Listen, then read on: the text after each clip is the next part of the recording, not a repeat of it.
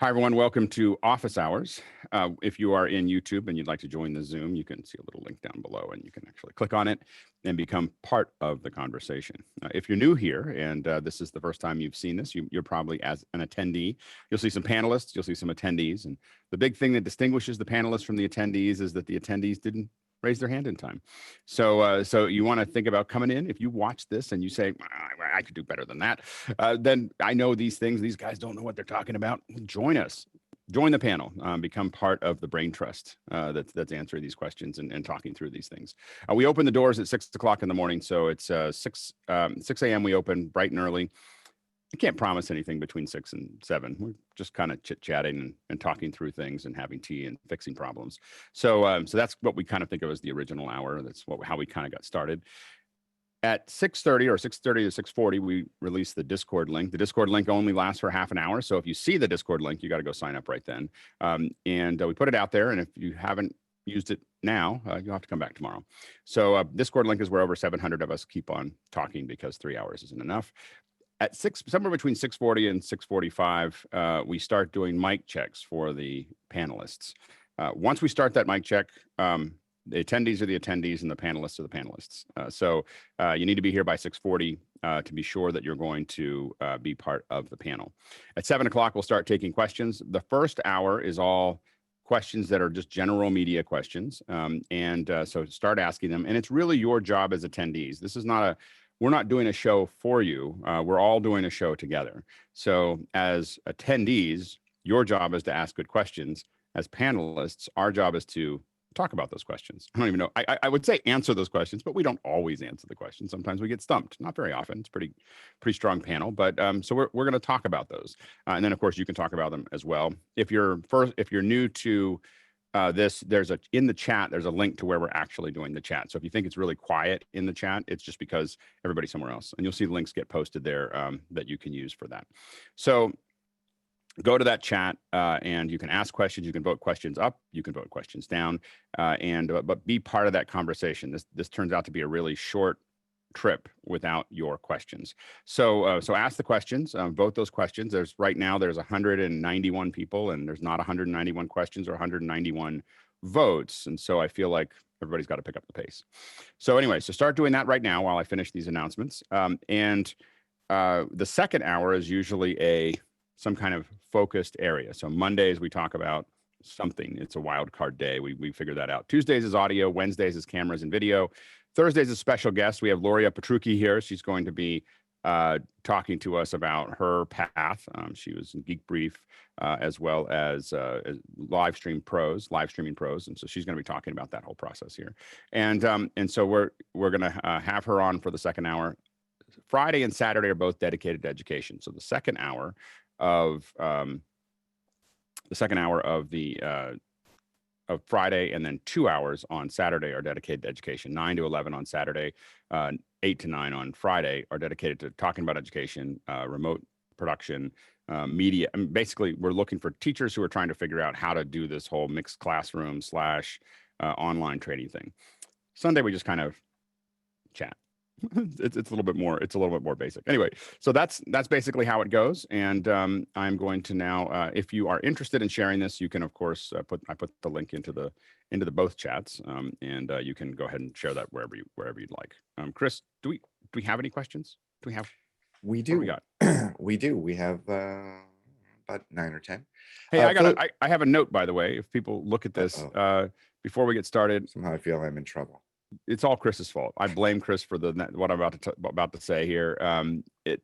If you're wondering why I look more saturated and punchier than I did yesterday, the only change, and this is just a technical thing that as a note, the only change was that I moved back to a web presenter from using a mini recorder. And when you saw me go gray and everything else before, I was trying to switch back to the mini recorder, and I think I have to restart my computer, which I wasn't ready to do, to get the mini recorder to be seen again. And so it was seen, but usually Zoom can see the mini recorder, and for some reason it couldn't get the video from it at that moment. So anyway, we're gonna do more research on that as a group. I'll figure out a way to get them both available to Zoom, and we'll switch back and forth and try to figure out what it's doing. But it looks like there is, if you're using a web presenter, there is a gamma shift that's occurring inside the web presenter that's pretty dramatic. So so we'll, you know, talk about that and keep on researching it as we move forward. All right. Let's go. I don't think it looks horrible. I No, it mean, doesn't look bad. It's just different, and different worries me. and It by just means it just and means it's by not. Which version of the truth am I going to listen to? what'd you call it? The web recorder? This is the web presenter, and then there's a Web- mini recorder. The mini recorder the is mini the recorder is older. the one that's about the size of a pack of cigarettes. Yeah, now that it's unplugged, I can show it to you. Not that I'm bitter.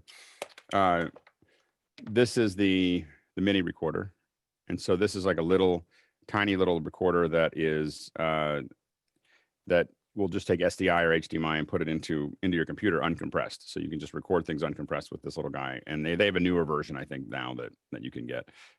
But it is probably more accurate than the web presenter. My guess is that this is the thing that is probably the truth, and the web presenter is probably not the truth. So anyway, go ahead, Jason. Yeah, I too have a web presenter, and I actually have to desaturate the output to this web presenter in order for my color to not look really punchy. So yeah, I think it's a known thing. It's got to be. Yeah.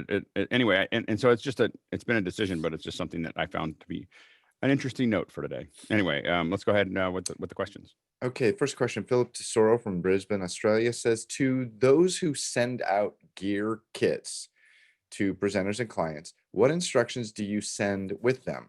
Are they extremely dumbed down step-by-steps, the equipment manuals, or an invite to a Zoom meeting to help talk them through it? And can you give an example? Yeah, so there's a couple things there. Number one is we pack them very carefully so that they're well marked. We color the cables, so there's like little color, like either color tape or actually the cables are colored. If we can have different, if they're, especially if you're sending more than one cable that's the same, we try to have them. If we're using an SDI system, we'll send them with different boots. If it's a HDMI system, then we'll, it just depends on what we're putting in there. We usually send them with a video. There's like a link to a video on YouTube. And then there's also a PDF that explains how to put it together. And then we schedule a call to help them set it up. So there's kind of a couple things that are there.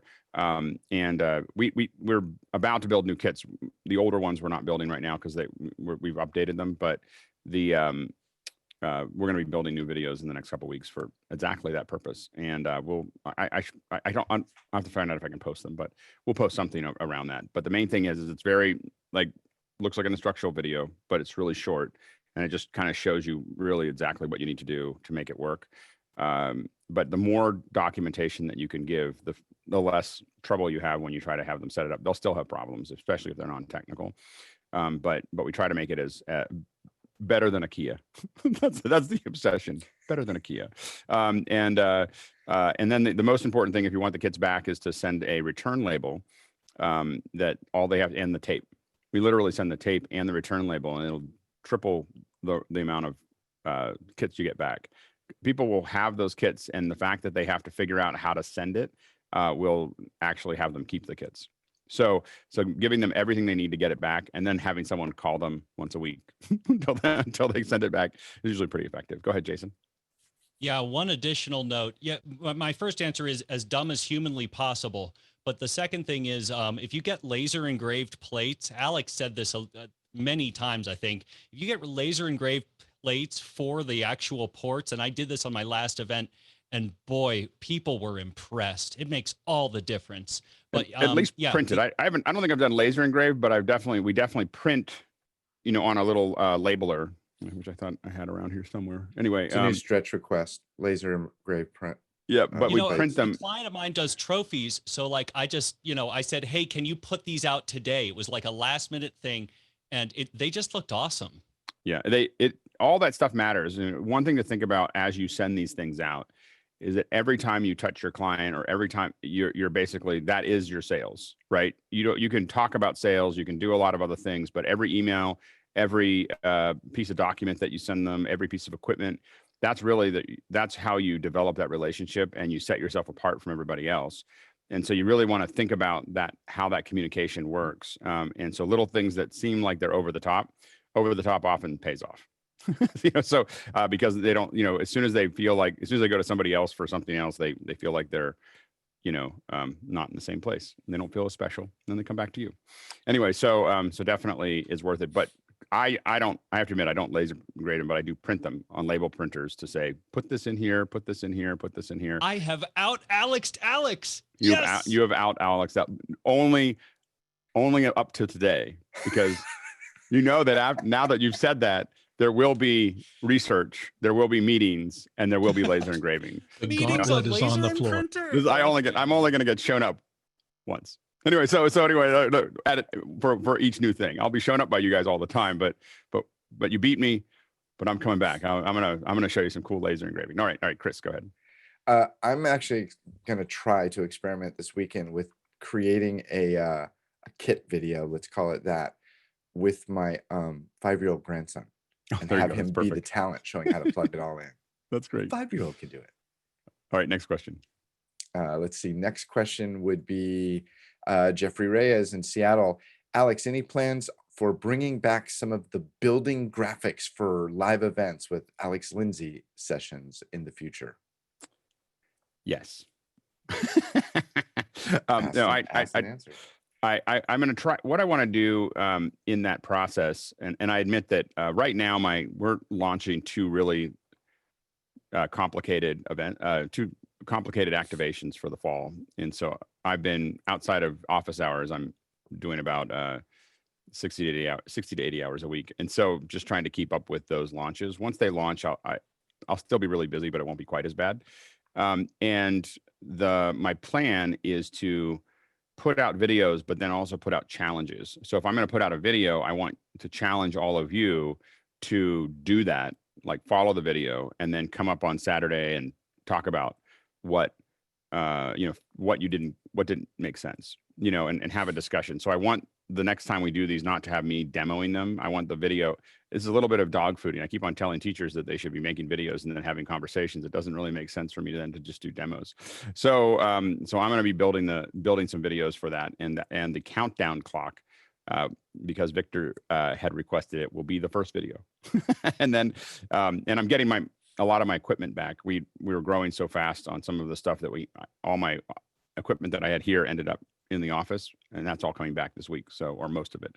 So I will be able to have the tools I need to go back to work. So anyway, go ahead, Chris. Ken Jones says, what is British EQ? My mixer claims it provides that, but the American still sounds the same. It's a great Go ahead, Jason. I think what they're referring to is Perkins EQ, which is just a notch EQ where you vary the frequency and the level. But I'm sure Mickey's gonna have a much better answer for anyone. Go ahead, Mickey. Yeah, I mean, actually, I'm not entirely sure what it means, but I assume it's trying to model, say, EQs from Neve, SSL, and I don't know what that means when they're trying to model. I don't know what the output is. Go ahead, Victor. You were going to say something about that. That's exactly what it means. They're just trying to model those versus American consoles and EQs from that era. Go ahead, Bill. Yeah, I'm pretty sure that when the Beatles and the Stones and everybody did the big British invasion in the 60s, they were so successful that everybody started trying, how did they get that sound? And went after the sound of those consoles that were in. I will say that the Neve has a sound, like that is amazing. Anyway, next question. What was the mixer in the Dave Grohl Neve documentary? Was it he bought the Neve? And he said when he bought it, it cost more than his house. Yeah, with not Grohl, automation. When the original owner bought the console, it cost more than his house in the 60s. Yeah, the Village Studios in LA has one, and we did an event down there with John Mayer, and I just couldn't believe what was coming out of that mixer. Like I never thought that a mixer would matter, and it's just something about the warm. It just feels warm, that in a way that it's hard to put your finger on, but whatever it's doing, it's amazing. Anyway, next question. The preamps saturate beautifully. Yeah. That's what it is. Yeah, it's just amazing. John Anyway, Broman from Malaysia says, my Brio camera arrived on my doorstep yesterday. Question, is the Logitech capture software the better option to capture the camera image, or should I be using another software to do the same job? If so, what? Go ahead, Bill, and then Jason. So I think they've done a really, really good job with the Brio software. You're using a Brio, right? Well, not in here. In here, I'm using a Blackmagic Mhm. 6K, but out in the voice booth where I was yesterday, I've got a Brio. And when I first popped it up, I thought, oh, there are things wrong with it. So I went into the software that comes with the Brio, and there is a substantial amount of very fine control on it. So I think it does a really excellent job. Go ahead, Jason. I mean, at the end of the day, it shouldn't really matter which one you're using. In my experience, not Blackmagic, Logitech tends to make for heavy software. So if you are even a little bit resource constrained, see if you can address it more directly. That said, I think Logitech's magic is all in their hardware. Next question. Oh, go ahead, Mickey. Go ahead, real quick, and then we'll go to the next No, question. question, like, does the Logitech capture software give you options on what codec to store it in and all that, or it's like did they make it simple for, like, I haven't gone that deep, consumer? but it is a progressive disclosure kind of thing. So when you first open up the capture software, you have a relatively simple set of controls, but if you go to advanced, it opens up a lot more depth inside the menus for specific things that are mostly grading and image oriented. All right, next question.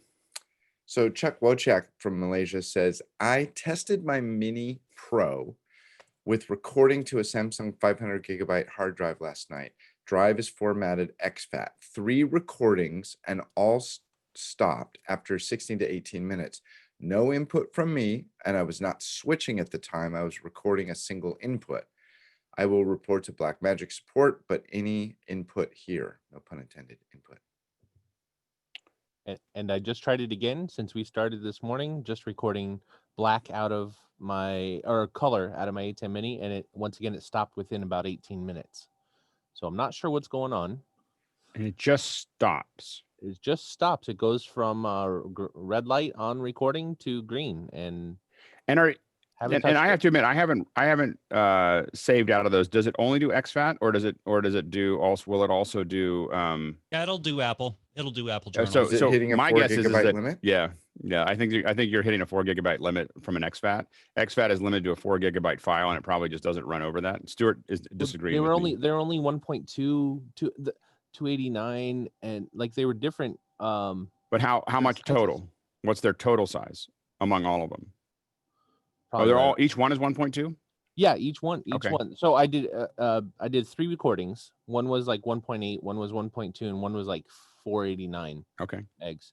And so I'm going to be addressing it with support. But the first thing I would do is I would try formatting it as Apple Journal HFS. Okay. And try that. I have to admit, I can't remember any time that I've ever used ExFat with a Blackmagic piece of hardware. So, and I've never seen that problem, but I've had lots of problems with ExFat with other devices. So I don't, I don't know if that's the answer, but I can tell you that ExFat is not your friend, when it comes to recording video. Stuart, and then Jeffrey, and then a whole bunch of people. Keep it real quick because we're going to jump to a whole bunch of people. I'm going to disagree on ExFat, because the whole point of ExFat over FAT16 and FAT32 is that it doesn't have a file size limitation compared to the earlier ones. But what I would ask Chuck is the hard drive one that you've bought, like, I don't know if you can hold it up in front of your camera or anything, is it a Samsung one that's got the integrated controller, or is it an SSD that's like a SATA drive inside with an external controller that converts from SATA What is the brand? to... No, T5? he said Samsung. Near as I could tell, this is the same one he was using in the demo. Is it a T5? Yeah, what I just T5? wonder... T7. Yeah, what I just wonder is if it's one that There's your problem. controller It's not for on the the thing list. is a USB, or if it's a SATA drive inside. Because if it's a SATA drive inside, you should get a slightly higher throughput. Go ahead, Victor, and If then Jeffrey, and then Bill, real quick. I've seen many reports that the T7s are having problems with the A10, so Yep. that's the path I T7s would don't take. work. Okay, got it. Jeffrey? Yeah, putting on the IT hat, the first thing would be to go and try a different drive and see what happens. The other thing, of course, repartitioning the hard drive, as Alex mentioned, to make it smaller and see if you can get smaller bite-sized information. Checking your cables, that's another thing. If there's a bad cable in there, that could be doing the whole thing right there. So, so those 3 things would be the first starts. my car talk hat will come on and just say it's either the T7 or it's the ExFat. Like, I think it's one of those two. I don't know which one, but it's probably one of those two. Bill, real quick. I think everybody else is right, but if you have things that happen after a half hour, also check the energy management system. Yeah, yeah. I've had things, copies that Right. defeated overnight because of that. Yep. Jason, do you have anything else? No, other than yes, the T7s don't work explicitly. Yep. They're not on the list. Okay. They don't work. Okay, great. Chris, Fenwick. I'm noticing a bug in the Mukana host control. Yeah. Apparently everybody is from Malaysia, so I apologize, Chuck. I see on the other screen you're in Concord. I'm running a discussion with remote participants mixed with live video and streaming to YouTube. What ways are there to bring in participants, remote and near end, with their presentations to mix in MimoLive? Participants will control presentations and are C-level execs, not technical. We're all thinking. It's a lot of variables.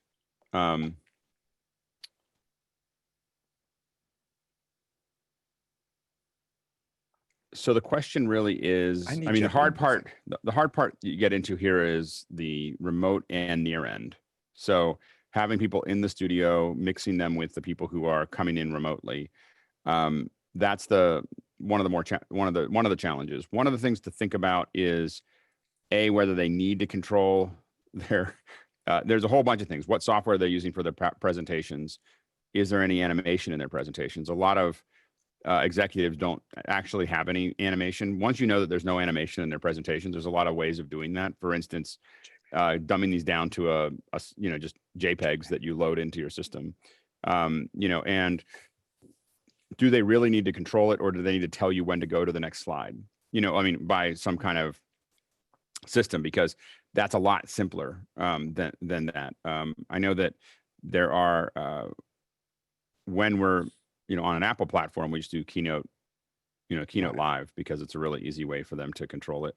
But when we're on other platforms, we've done a lot of different things. We've shared their screen back to us, which we've done, like lock on their screen as another input, another computer. We have actually connected a perfect queue, a DSAM perfect queue over the internet, so they can look into little clickers and click through on that, which has been effective. But it can be just like a perfect queue sometimes they can double click by accident with latency. So and then we've had them use those are a couple of different ways of making that work. Go ahead, Jeffrey, and then Chris. Yeah, very similar to that. What I do every now and then is send out the presentation saying use this template, and then in that presentation we'll have rules.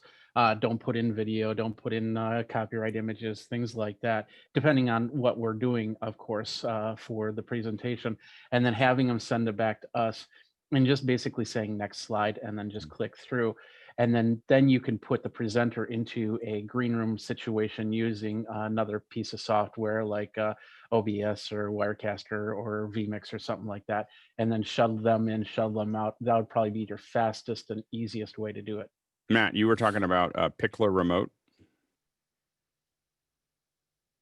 Sorry. Yeah, a buddy of mine and myself, we developed together a software called the Pickle. Right. And it's kind of based off of the DSAN. And it works on a phone. So 2 arrows, forward, backward, goes through the web, and you run a little app on your laptop, and it advances the slides. Works really, really well. Oh. Grant was showing us something like that. Grant built one, but and so we'll definitely check that out. That's cool. We're also working on a little app that you could run on the presentation end, where you could use any clicker, and it'll go through the web as well. So we're working on that as well. That's slick. That's a great idea. Good. Yeah, good it's work. very cool, because using a phone is great, but it's a touch screen again, and they've got to look down. They got to make sure they're lined up and all that. But having it just in your hand is that's the way to go. That's great. Sky, go ahead real quick. Well, we had executives have their PowerPoint all in the green room with us, in the tech with us, and so they were just another source. And so we had one of their humans in the room with us as they would say next slide, And that was very handy to have their people internally, because they knew which slide would be best, and it took the responsibility off of the C-level person talking. Yeah, with enough rehearsal on a larger event, there'll be enough rehearsal that they still do it at times, but a lot of times, like for instance, most of the time on the larger events that we work on, when they hit the perfect cue, and the perfect cue is kind of in the industry, it's kind of the standard, like it's what everybody uses. I mean, everybody. But you can connect it to the computer and have it actually advance the slides. But you can also just have a big arrow that appears when they click it, and that tells the operator. That way, the operator can time it with all the other things and everything else. And so, and we were usually we were inside a vertical team that everybody worked on the same slide deck, and so they all had. Matt has the receiver on the perfect cue there. That's the small one. That's the mini, right? Not the micro. There's like a big one. There's a mini. Then there's this one. That's what this one is. And there's a micro, which fits in my bag. Yeah. So that's the mini one. Yeah, I have the micro too.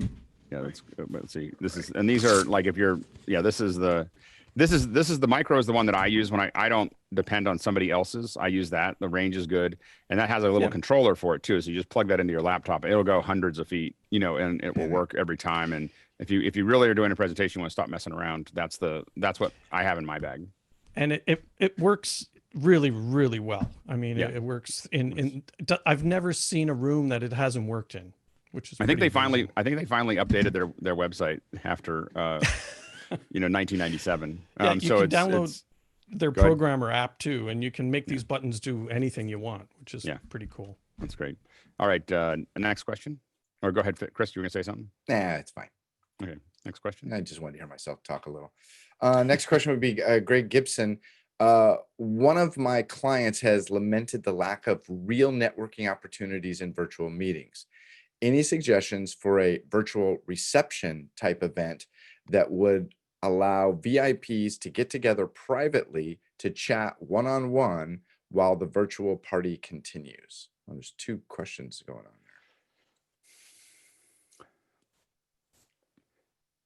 Yeah, you could use breakouts and Zooms. Send the execs to a breakout. Because you can define that. You can define where they go. A lot of times so for the shows that we work on, we build a separate Zoom room, or not Zoom room, but a meeting that is the green room. And everybody passes through that before we send them to the main event. And that turns out to be an incredible place where they're all just having fun, talking to each other. And it allows us to test their audio and video while they're all talking with each other. And so it's kind of a very comfortable way for us to technically make sure that they're ready, but also for them to get to see each other. But you're right that a Zoom breakouts is a way to do that. Go ahead, Chris, and then Stuart, and then Bill. But yep.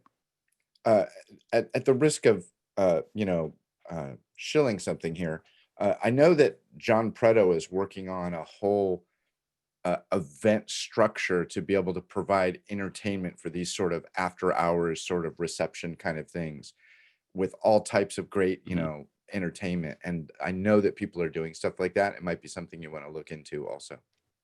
Go ahead, Stuart, and then Bill. I'm going to go for a little bit odd solution. Have the main event on Zoom and tell them to connect privately using their phones on Skype. Well, if you're going to have them set privately, just give them have the main event go on Zoom, and then have them all get another Zoom meeting. The reason is, well, for us, generally, we don't want them to change state. We don't want them to go from one video conferencing thing to another. And the main reason we don't want to do that is because not all the video conferencing will let go of their cameras and their mics and everything else. And so if you start having them run Skype and then jump into Zoom, there's a chance that they get to Zoom and they're in a different state than they were before. By having them just use Zoom and then Zoom, you're going to have their cameras and mic setups will stay the same. That's actually why I was suggesting to use the phone for the private conversations rather than the main one. Again, the main thing we want to do is get them all into a room together where we can use it as a technical test as well. So it's for a show. If you want to have that kind of general thing, it makes sense. I have to admit, no, anyways, I'm not going to get into it. I'm not. Like the funny thing about it, I speak at a lot of events, and there is some casual conversation there, but I'm not a very social person, so I don't think I identify with this model. Bill. If you want to enhance human-to-human connectivity within your panels, though, you just have to plan for it. I was at a meeting of a local group, and one of the first things they said was, we're going to go through the panelists and we're just going to have everybody introduce themselves. But then somebody brought up a question, and the next thing you know, they're too close to when the actual speaker's going to speak. They go through the whole meeting, and we were all, after they said we're going to come back and do this afterwards, they never did it. So they just didn't prioritize any possibility of community connection in their design. The big thing that does work is we try to do rehearsals the day before. Those rehearsals are for the speakers to get to know each other. You know, we're not going to go through the whole thing, but for all the talent to get to know each other, understand what it's going to look like, how they're going to get into the Zoom, how they're going to do all the other things. But that rehearses very little oftentimes, especially if it's a panel, but it gives the panelists a good time to do that. Anyway, next question. Okay, that was Greg Gibson from New York. Clicking. Gabriel Ung says, I have a remote participant that I need to pipe into a conference hall. Audio of remote participant will be piped into the main AV. Best practices to avoid the hall mic from picking up the remote participant's audio and trying to cancel it out, or the remote participants hearing themselves. So there is the easy way, and then there's the kind of complete way. The easy way to do this is there's three ways to do it. One is you use SM58s that have a lot of high off-axis rejection. So a handheld mic on stage, you probably will not pick up anything that's coming through if it's not too loud. Number two is you ride the faders. So these are the two easier ones. You ride the faders and you just pull it down when someone's talking and put it back up. Those are the easy ones.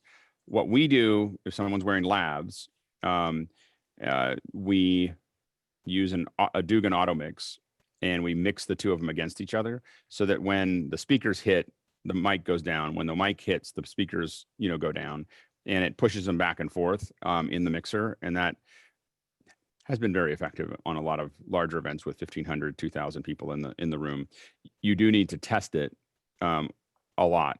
And the hardest part we have is dealing with audio engineers that don't quite understand it on the other end. So we try to send Brian to most of them, or Brian gets on the other end and walks them through it. We usually just ask, if they don't have a mixer with the Dugan built into it, which is not very many, then we tell them to do the other two. Mickey, go ahead. Yeah, just to add on to that, if you have a mixer that doesn't have Dugan, a sidechain compressor will be able to do it. You feed the compressor from the speaker, the remote participants feed, and then let the remote participants feed bring down the mix minus that you're sending out.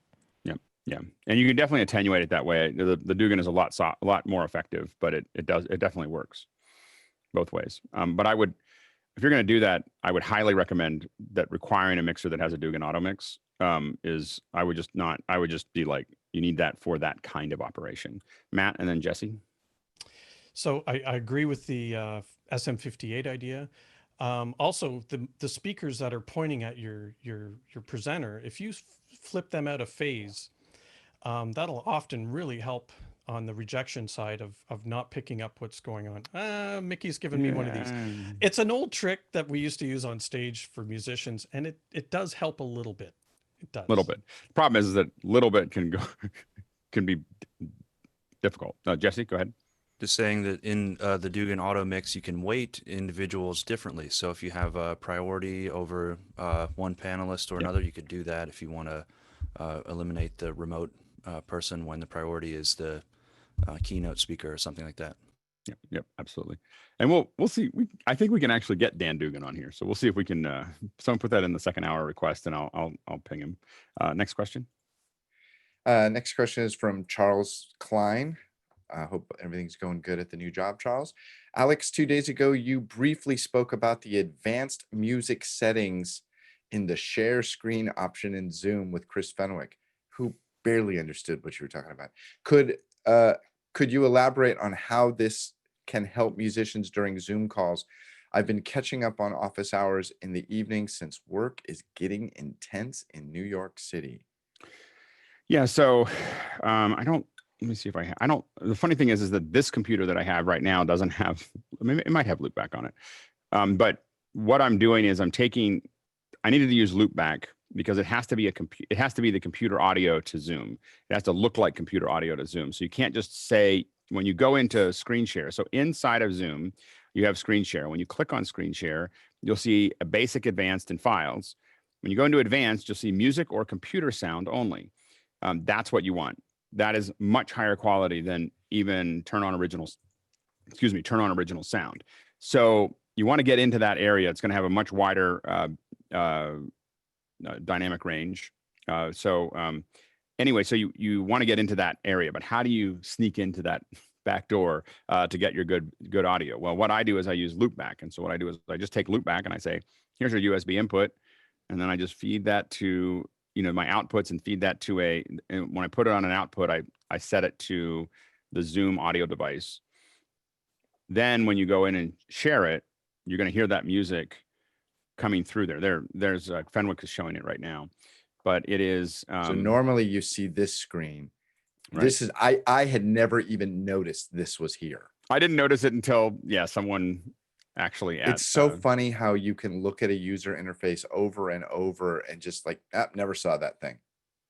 Right. Oh, yeah. Look So at this one. Yes. It was funny. That's what. I didn't know it existed until a Buddhist teacher showed me that's how he plays his music into his event. So so anyway, that's where I learned it. I didn't even know it was there. And so anything for a PC? I don't know how to do it in the PC. I'm sure that there's software that will do rerouting on the PC. It seems like a very geeky thing to do. But I don't know what in the PC will let you grab onto audio and make them appear as it. Does anyone know what that would be on the PC? Go ahead, Bill. Well, when Chris was running the discussion yesterday about Hijack and the rest of that, people from the PC side were saying a lot of this is built in directly without something like Hijack. Some of it's built in. Some of it. Yeah. So you might be able to route it within the control panel. Like you're just saying, this input is going out to the output. I mean, it may be all there on the Mac. That's what we need to do. Go ahead, Stuart. We had a discussion on this while you were actually on break the other day. There turns out to be slight differences on PCs depending on version, but also on whether you're using the drivers for the manufacturer or the Windows drivers. Some of the options on the routing don't appear to be there on the Windows drivers themselves. They're manufacturer's drivers for the sound chips. Got it. Go ahead, Jeffrey. You can, on the PC side, you can load a thing called Voice Meter Banana and then another sidechain item called Cantabile, which will allow you to adjust music a little bit better if you don't have those features in Zoom. Next question. Okay, next question is from Victor.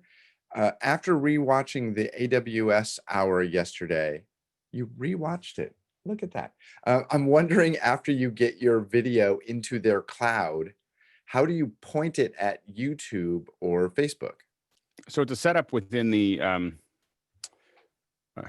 afraid I'll show credentials if I open up my web page. I haven't done that. So, but it's a setup inside of, so when you input it into MediaLive, and so if you're using a link, it'll skip Media Connect because you don't need it.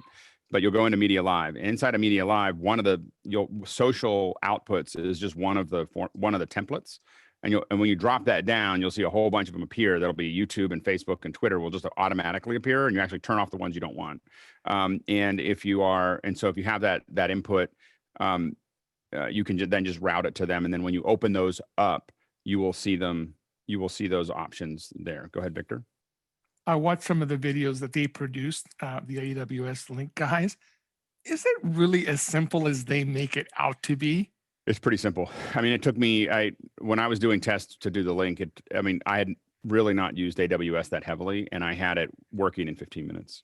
It was, and I'd never really opened those interfaces. And the biggest problem I had was ending up in the East Coast and said, literally, it was 3 days of me going accidentally into the East Coast server and not going to the West Coast server and not being able to log in and get my permissions. Once I was actually in, it took me minutes to set up a stream. Also, they seem to have a server in Oregon and one in Ohio and one in Canada. I'm in the middle of the country, and they seem to have nothing in the U.S. smack in the middle. That's a good question for them. I don't know. You have to. I think you just pick the one that you're working. You're using, but you do have to look at which one is closest, just from an egress perspective. But I don't. It'll all go in if you're streaming to it, but you just have to figure out which one. You might want to ping them, to see which one is the least number of hops. Trace route. Yeah, trace route. Well, I don't know if I can use the Canada one. The Canada one clearly is the closest one to me, but I don't know if that'll be acceptable to them. I will ask them. Thank you. That's a good question. I may put up an AWS in Discord if those guys agree to check it. So I'm not going to put it up unless they agree to actually look at it. So all right, next question. Clicking done. Victor says, what is the most common mistake you see new people getting into live streaming make? Chris, that one's actually for Luria. If you look at the very first of it, I put, this is for Luria. Yeah, I didn't understand what that meant. I'm sorry. No worries. So we'll save that one. Let's see. Oh, how do we? Oh, I see. Yeah. Oh, yeah. Okay. So hold on. So there we go. Oh, you just click something and then I just canceled it. Just leave it there. Anyway, go ahead. No, what I'm going to do is I'm going to push it the other direction. There you go. Because I can do that. Okay. I didn't see that. Apologize. And now Go I'm ahead. behind. Okay. The next one I will loading you do up. is Premise says, how do you give time cues to participants during a Zoom webinar so they don't exceed their allotted time for their presentation? Go ahead, Sky, and then Matt. I physically use an egg timer. I put it right in front. I mean, that was my client because he's a chef, so he had an egg timer. That doesn't count. He knows how long to cook an egg. Well, it's something visual to count down, and that's done. Part of the challenge really is are you in a meeting or in a webinar, and can the other people watching see it? You can do a lot of things where you can fill a screen with a timer. If you're doing a webinar and you're controlling it, you can fill a screen with a timer. But you'd have to make sure that you're not ever leaving it on free run, which is that it's just jumping around to whatever it wants, because it might show that timer. So that's the hard part with Zoom, is that it's a shared environment, whereas we do point-to-point connections with every person for most of our events. And that means I can send back whatever I want on the return, and so we send back splits, we send back extra information, everything else. So not keeping them in the unified Zoom experiences. When you have a lot of people and you're going in and out, you need to use Zoom to do that. When you have 4 people or 5 people, we use a point-to-point connection. We're using Skype right now. We're testing vMix. We're also testing Zoom on the point-to-point with the business connection. So there's a bunch of different ways to make that work. Matt, and then Bill, and then Jeffrey, but keep it quick. We got a lot of questions left. I was just going to say exactly what you said. We use vMix as well, point-to-point, send them back a screen that has a timer right on it. That's what we do. Yep, absolutely. Jeffrey, and then Bill. Depending on the situation, yeah, pretty much the same thing. But you got to remember that if they're running a presentation, they're going to be looking at that presentation probably more than anything else. So a verbal cue would probably be even the better. And again, the problem, that's the hard part with a merged in Zoom, is not being able to send us something back. When you're sending an individual return back, you can have a talk back and just say, hey, I need you to, you need to wrap it up. Bill?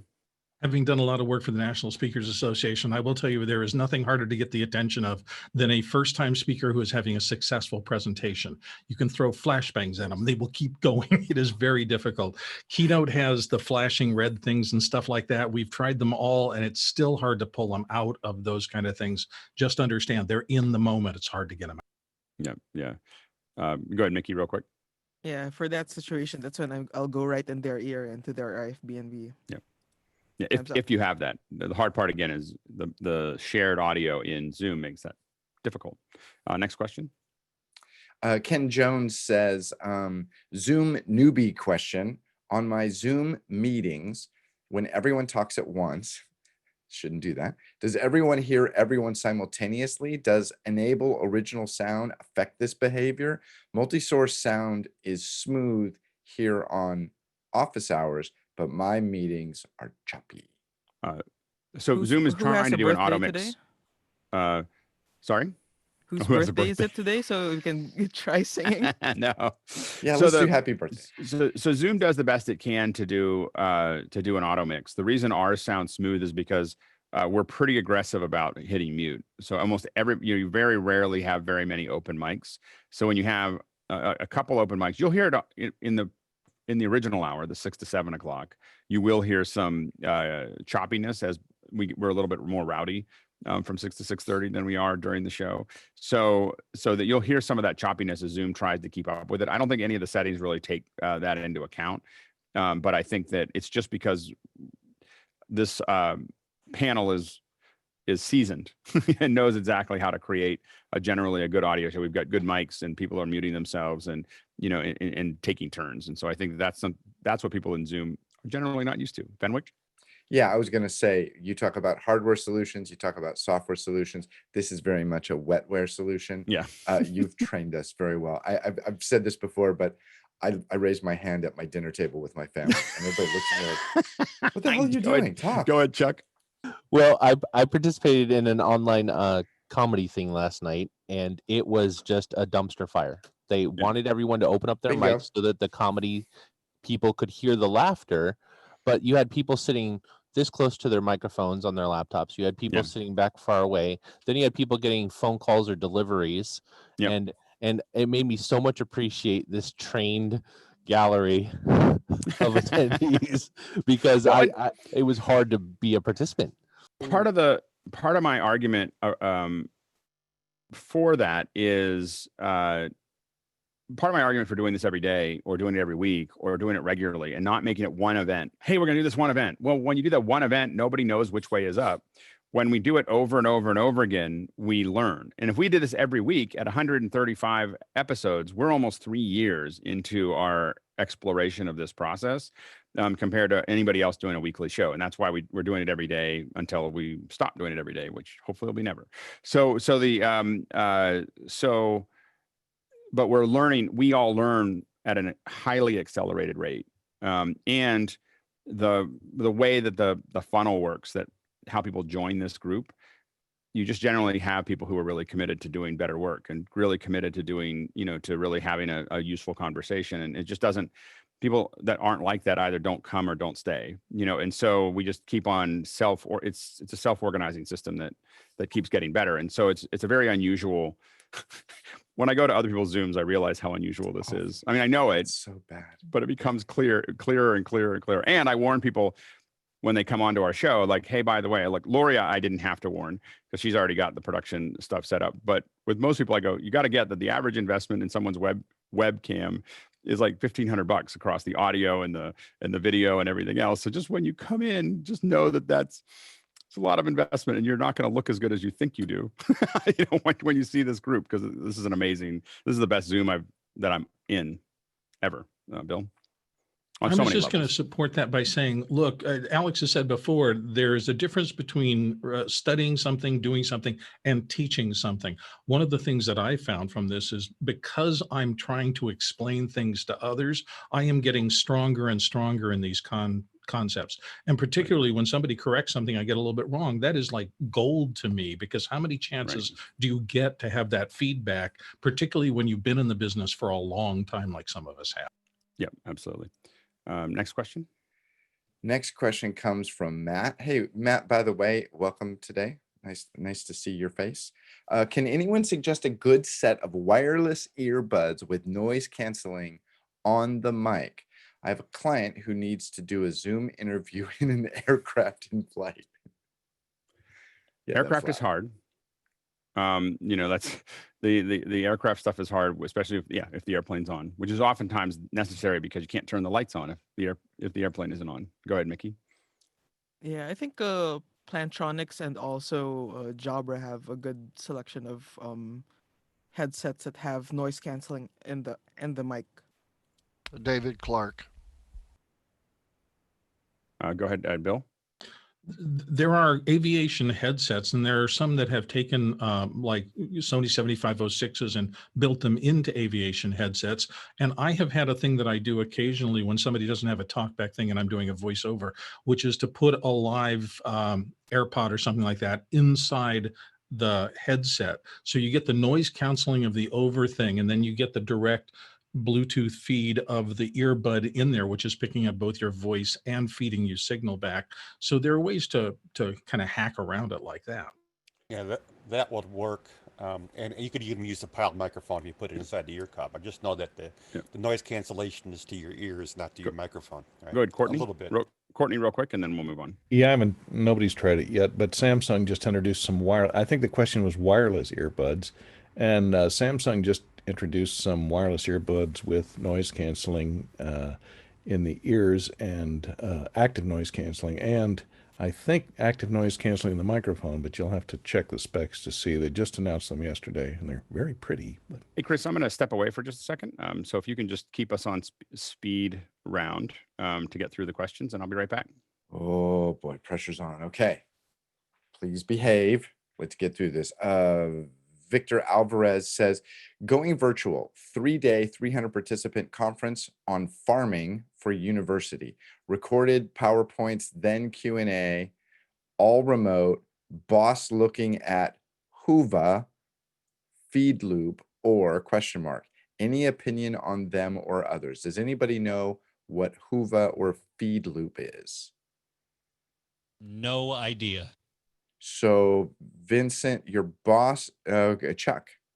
Well, I do know that Whova, we have a client who uses Whova as sort of the conference gathering place app for their event. So Whova allows people to kind of network and share information back and forth. It's an app that's marketed to companies that are having a conference and want to have a central location for them to see schedule, share information, connect with like-minded professionals.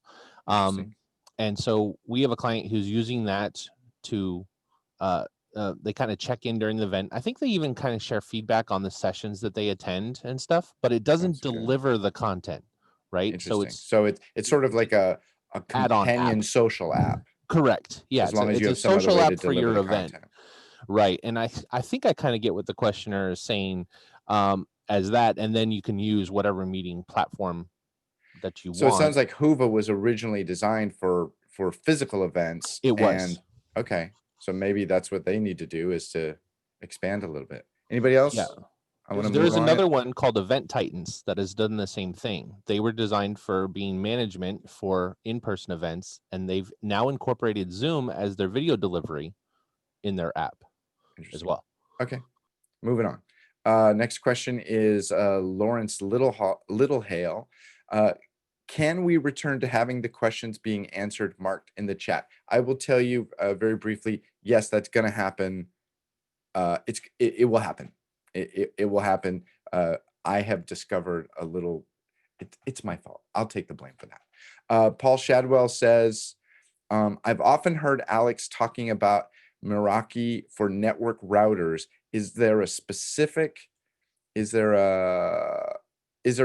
model you recommend for setting up remote kits that can phone home and connect via VPN? We might want to just wait till Alex gets back on this one. You know what? We're going to wait till Alex gets back. Let me bring over another question. I just want to say in the chat, people did correct me. Whova does now have Zoom integration as well. So it sounds like you got schooled. I got did get schooled by the I did audience. get schooled. And that's just, me trying to keep up with every option for my clients, and it's hard sometimes. That's the system working correctly. Thank That's you. the problem with audience. talking publicly. Yes. The public will talk you down. Phil, our own Phil in Motown. I need to ask a question. Phil, you mean? Is your city says New York? Is there anything in your profile that says anything about Motown, or am I finding a little? What's Motown? I don't know. I don't know the reference to Motown. It's a place where music was made. No, Detroit. My last name is actually Spector, if that's what you're asking.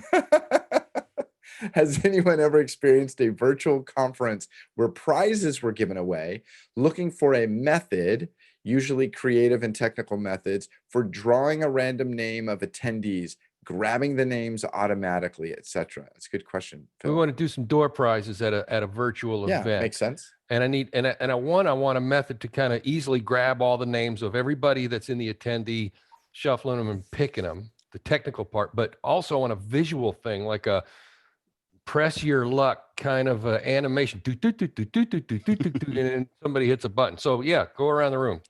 Real quick, keep it quick. Jeffrey and Matt, we're running out of time. Sorry.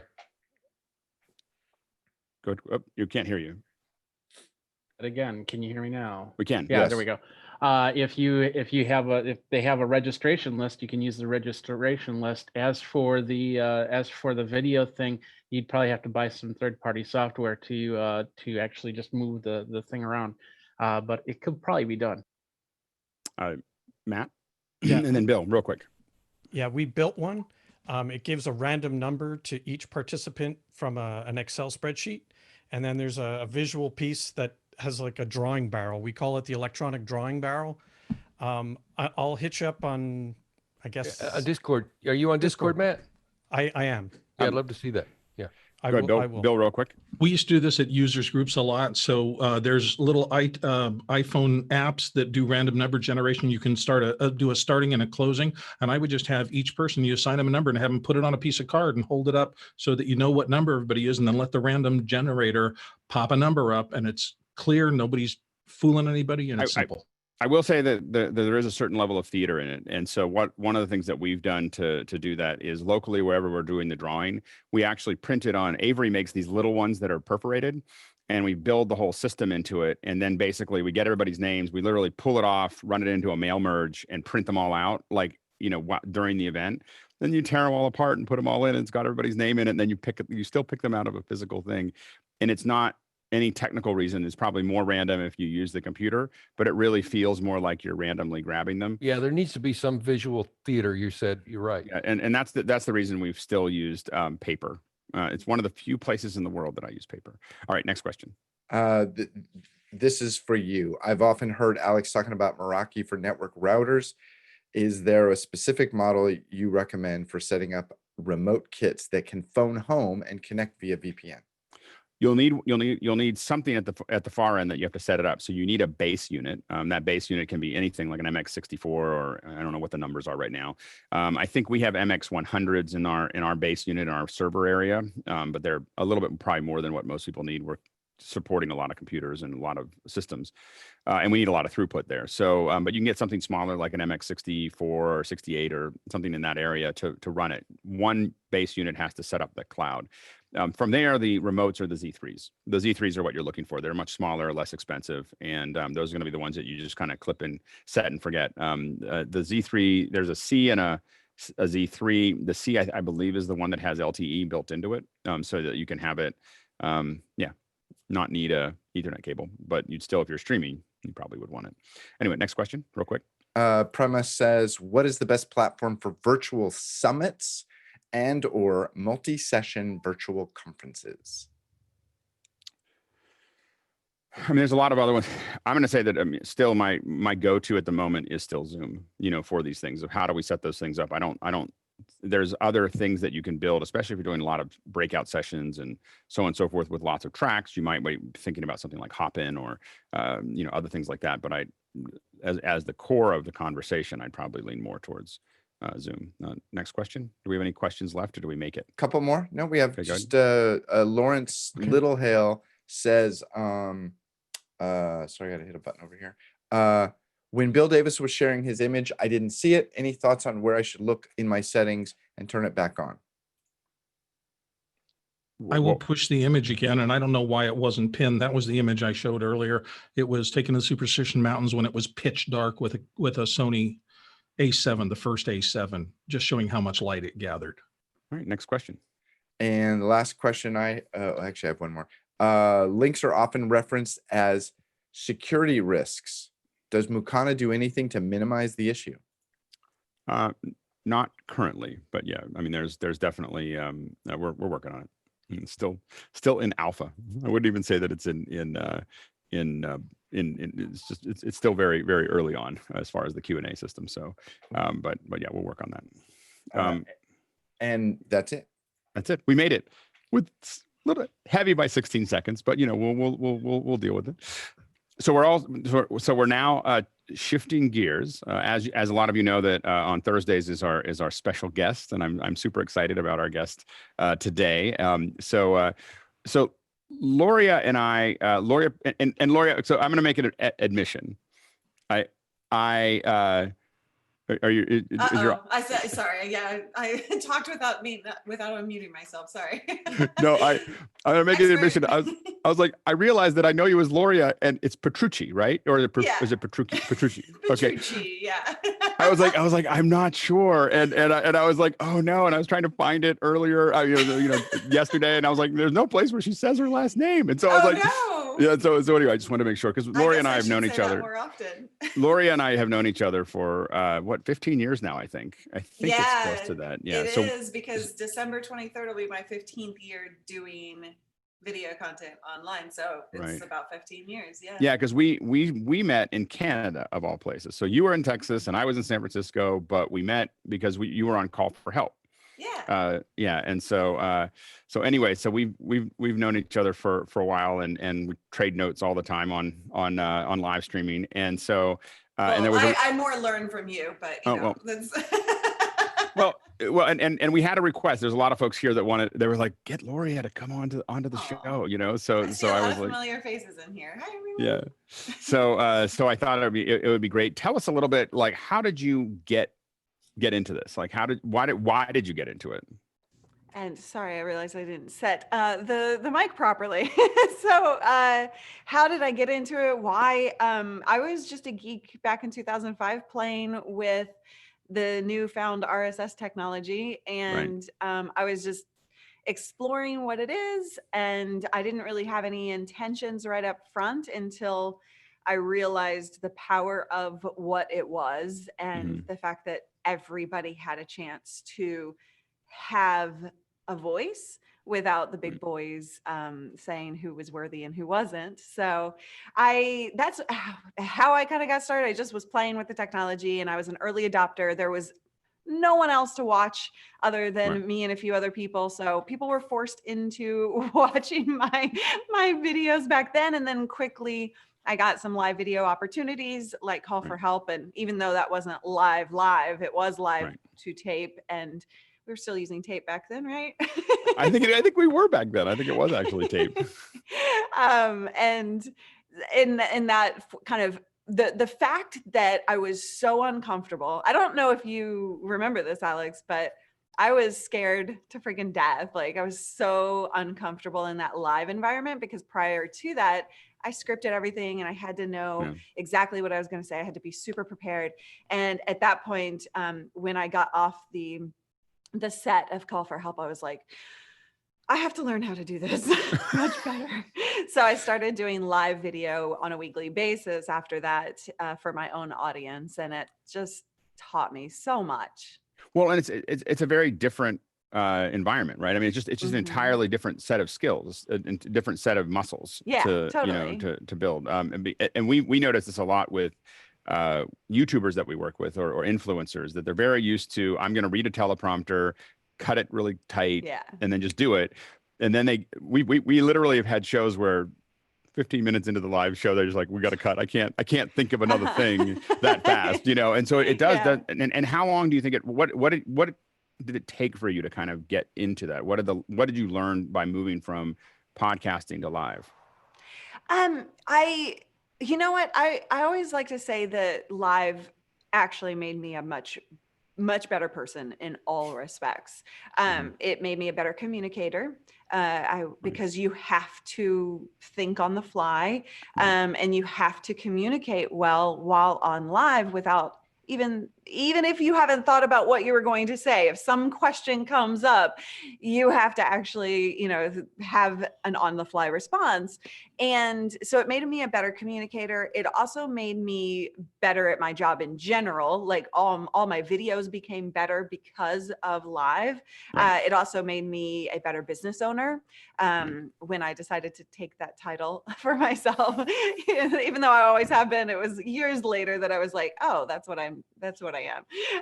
But because in a business, you have to think on the fly as well, and you have to adapt quickly. So it really just, it did a lot for me. And 5 years ago is when we started teaching live video instead of just doing it.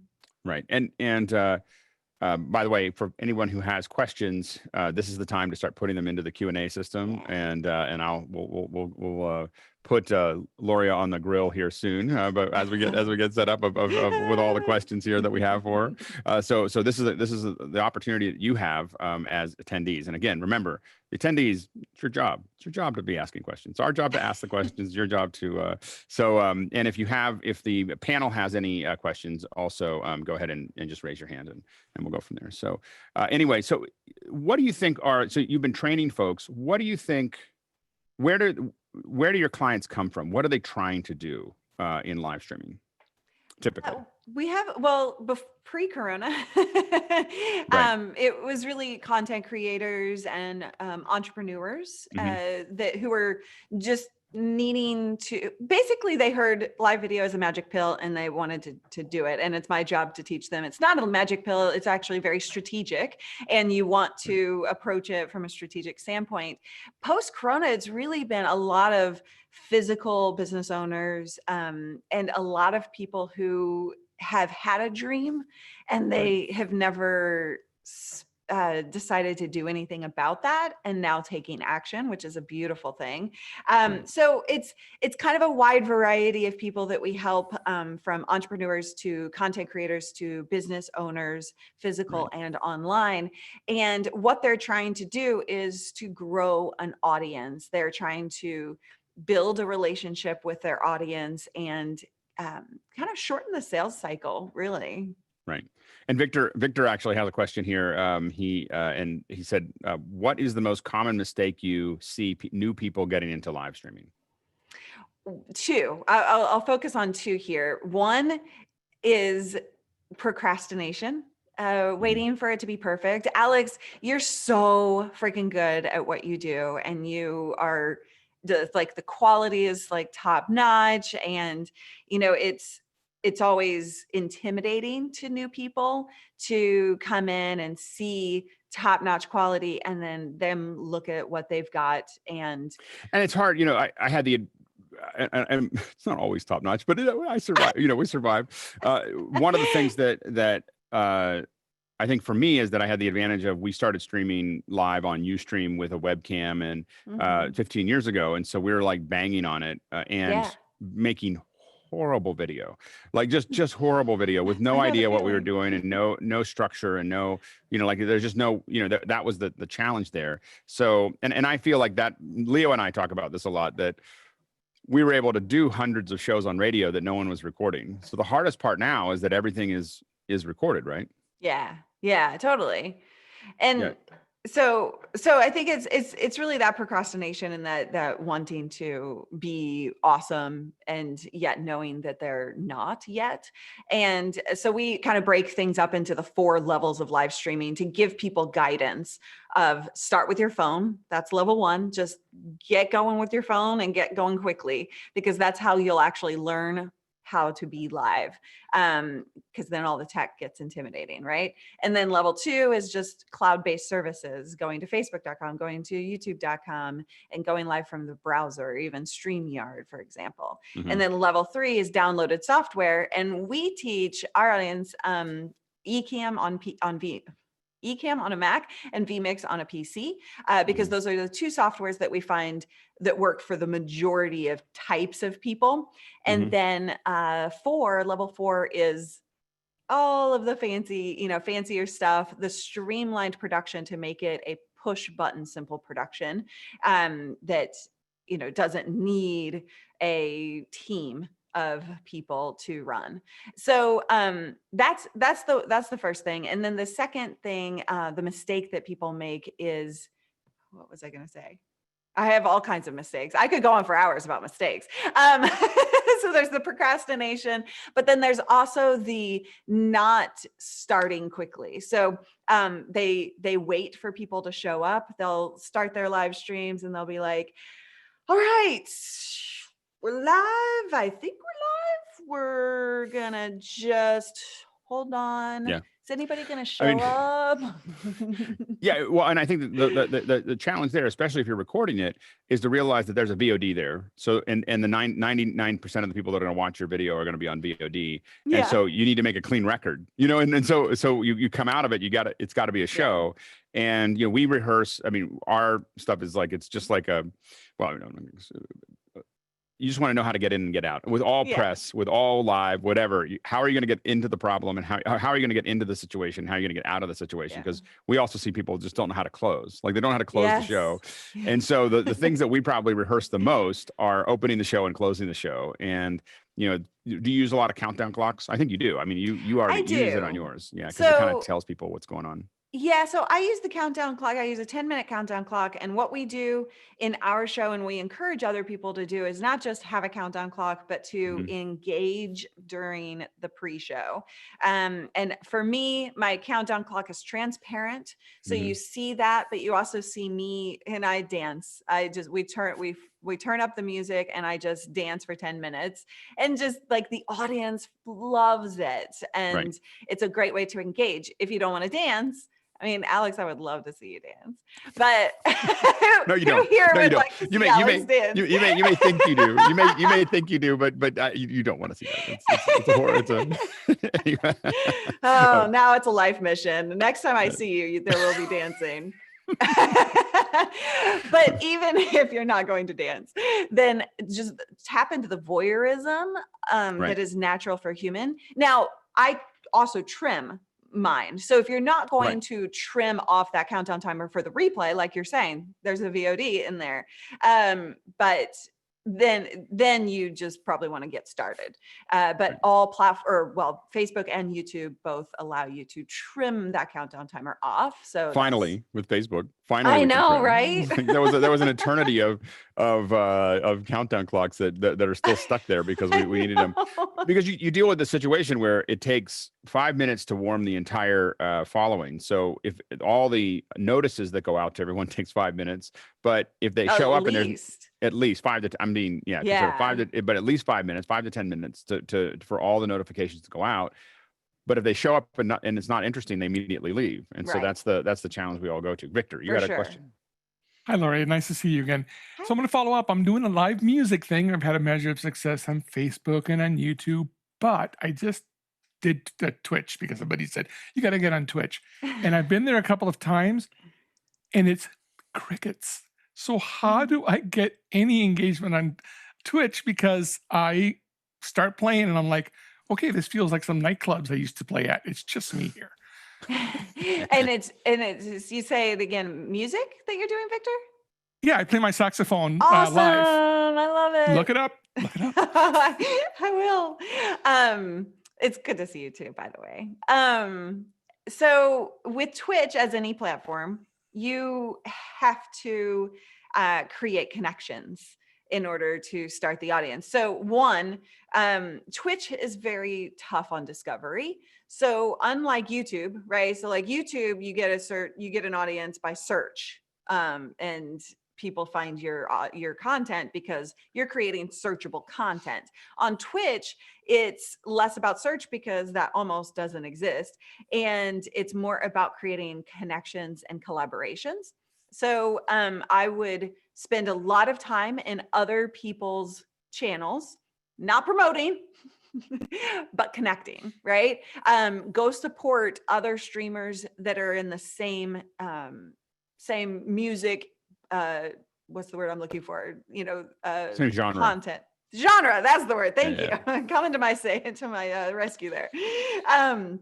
So in the same genre, like the same audience type, then go in there, hang out with them, talk to them, create connections.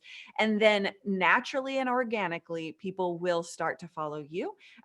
Especially if you throw out things like where it's obvious that you're knowledgeable about instruments and saxophone and things like that, right? And so then people will start to ask you about what you do. And it takes time.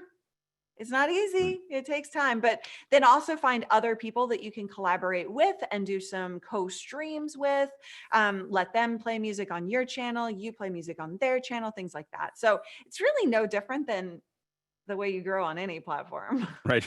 I think that the hardest part is that with most of the things that we've done, it is just you have to just keep doing it. Like it's just whether it's YouTube or Consistency. podcasts or other things. You and I had the advantage that when we released podcasts in the early days, there just wasn't a lot of competition. Yeah. So as a result, a lot of times I'm looking for new platforms. When the new platform comes out, I start throwing stuff at it just to see what happens, because a lot of times it can pick up speed.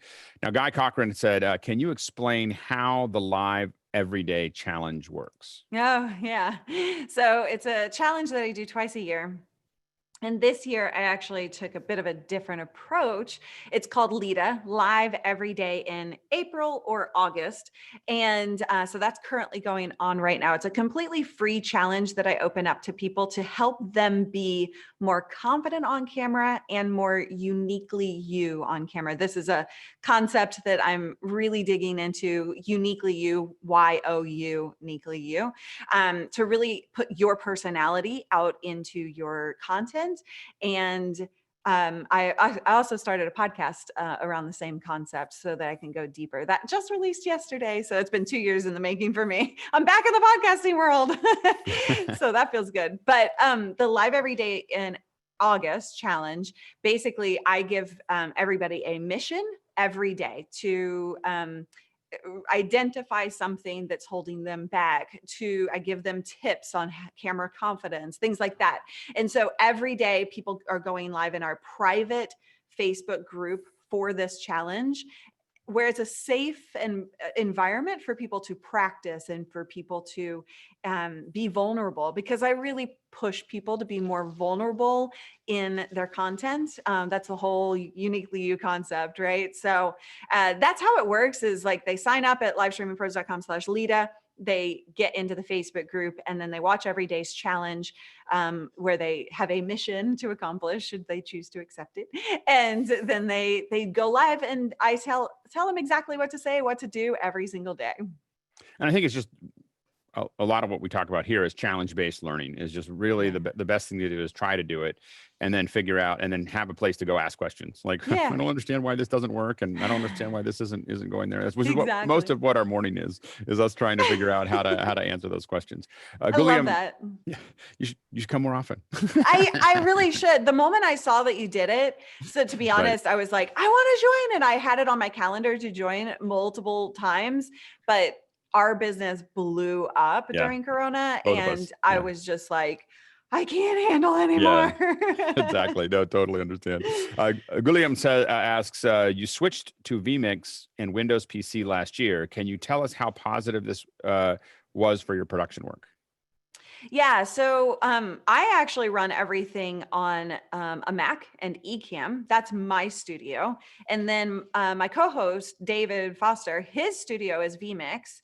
And so we split up the load there. So I run everything Ecamm and know like how to train people on that. And then he does vMix. But vMix has been really powerful. We love that. We love both of those platforms, but vMix, of course, does more than Ecamm does. It has a lot of more fine-tuned controls.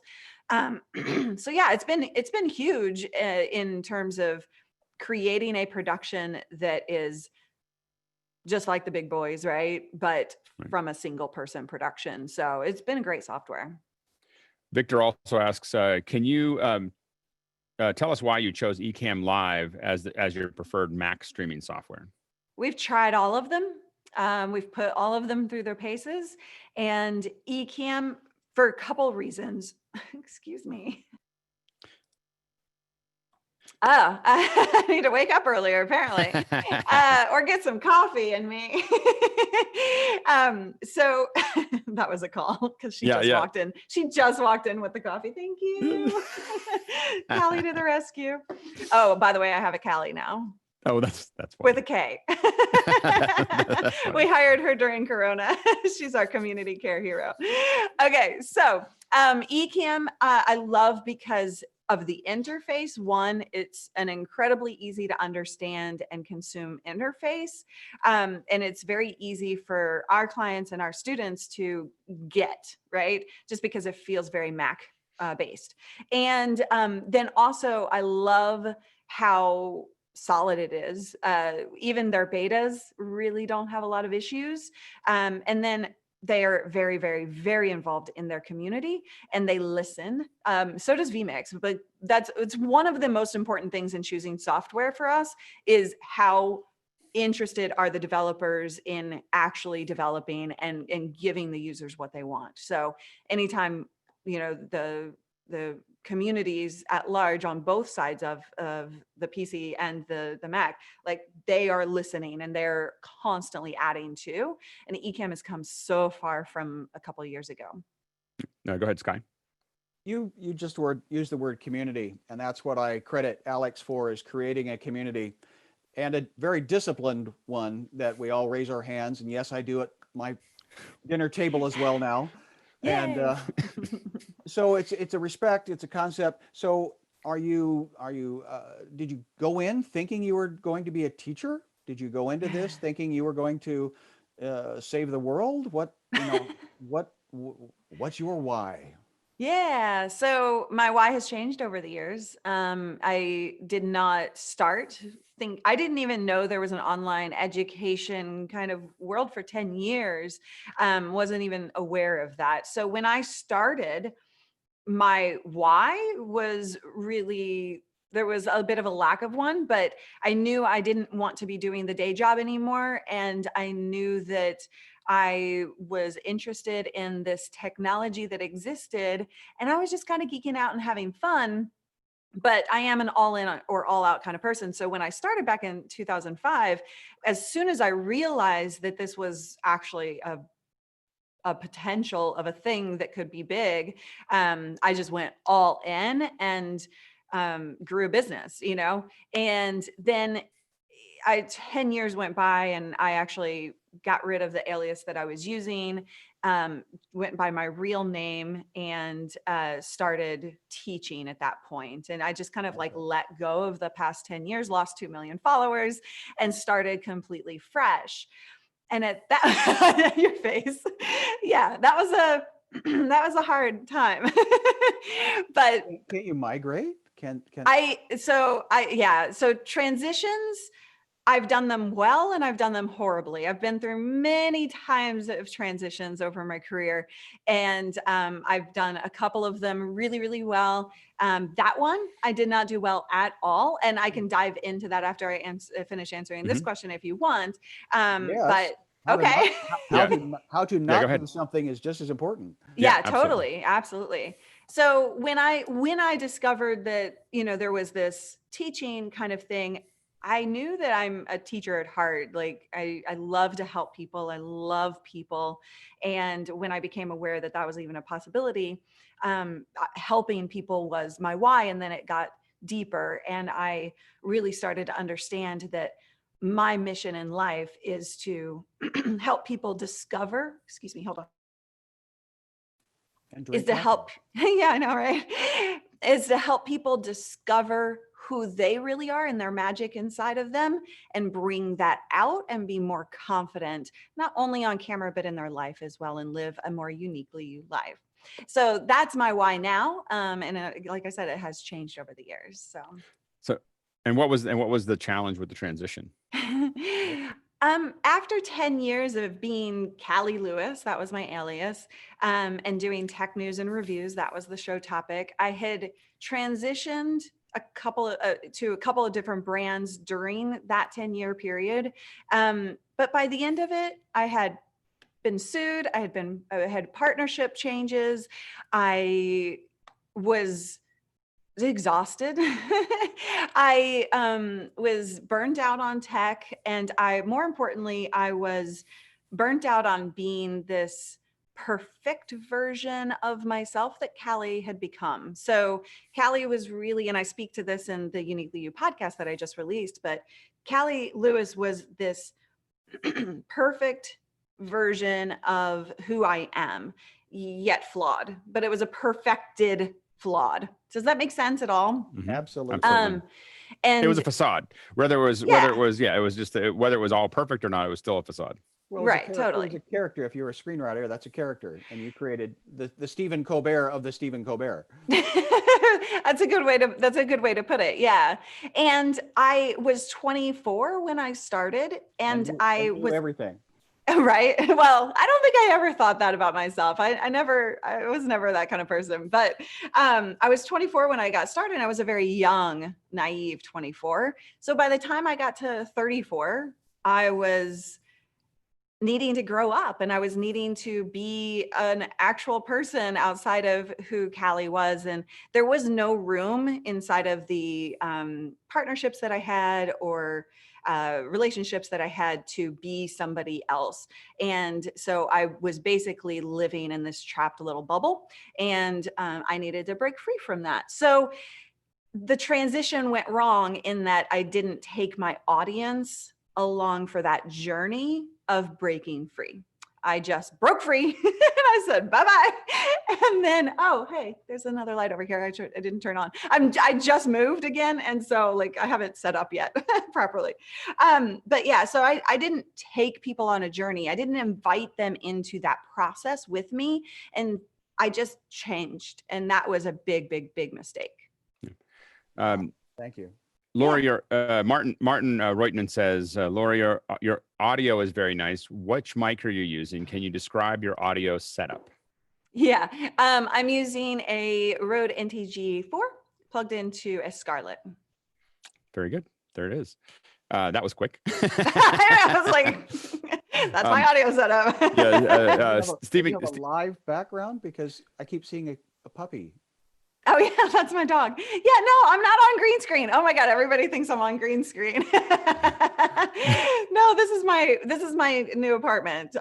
So I actually am building out. I just moved, and so I'll be putting actual furniture back there at some point, decorating it and lighting it properly and all of that good stuff. I will admit, I thought that the key was really good. I was like, eventually I'm gonna have to ask her. I was like, it's a really good key. It's funny. I think it's because the way the camera's angled, it looks like kind of a forced perspective to me. It kind of does. I'm not super thrilled with this camera angle. Like it's okay, but I still have some adjustments to make. Anyway, you've got highlights in your hair too, so it gives a green. Yeah. Oh no, that's just contrast. Oh my. Yeah. God. So there was some, I will admit there was some confusion on my end. I was like, she's using Ecamm, but I don't think Ecamm's keyer is that good. And so I was like, how is she doing that? You know, like I was going to come up to it eventually, but now we've solved that problem. That my confusion is over. That's funny. No, that's Abby the Chihuahua wherever she went. It would be a good background. I would save this background that you could have there, you know, take a video so that you have the dog walking in and out. That's one thing in visual effects we've learned is you always see, when you see visual effects, you see little birds flying through the sky, or you see smoke or whatever. That's also that we sell you on the idea that it's a real background. Is you got a little interactive. Chuck, you had a question? No, I was just going to say I love this group because I know that all of us were looking at her hair being like, how is that keyed so well? There's a whole bunch of us sitting here trying to figure out the key. Yeah, like we're listening, but we're like, but let's go back to the thing of how did you do that key? So see, I knew about Abby. What camera? About Abby, so I knew it wasn't a faked green background spilled beautifully. Yeah, exactly. I'll take the credit of being such a good keyer. Stephen, tribe full of geeks. Yeah, Stephen Kimbrough asks, can Luria go over her base configuration that she's using? So you've talked about the mic. Mm-hmm. What are the other pieces that you're using for this connection? I'm using a Sony A50-100 with a 16 millimeter lens, f1.4, and I have a prismatic ring light from Guy, who's here. I think he's still here. So the prismatic ring light, and then I have another light over here that I forgot to turn on, but that's just a Neewer, like 1x1.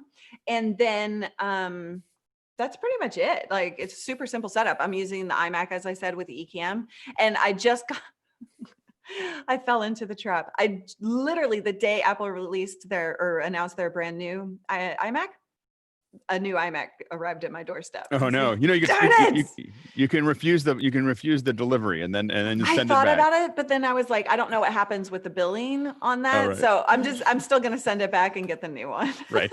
Get the new one. Get the new. That's great. I can't believe that always happens. Yeah, and now they sneak up on you. You used to know when Apple was going to release something, and now with the Macs, they're just like, and we have another one, like because the Macs are kind of like a rounding error for Apple, so they're like, I'm not going to build a presentation about that. John Edelson asks, what are the barriers to entry for a woman in this field? What would you change to get more women in the tech of this field? I've dealt with this my whole career. Honestly, this may not be politically correct, but I don't feel like there are a ton of barriers, because it is, if you know what you're talking about, at least, then there's really no barrier, because everybody wants to see more women in the space. So it's very actually easy to get attention as a woman. I would say that, I mean, I we deal with all kinds of, can I cuss? No. Okay.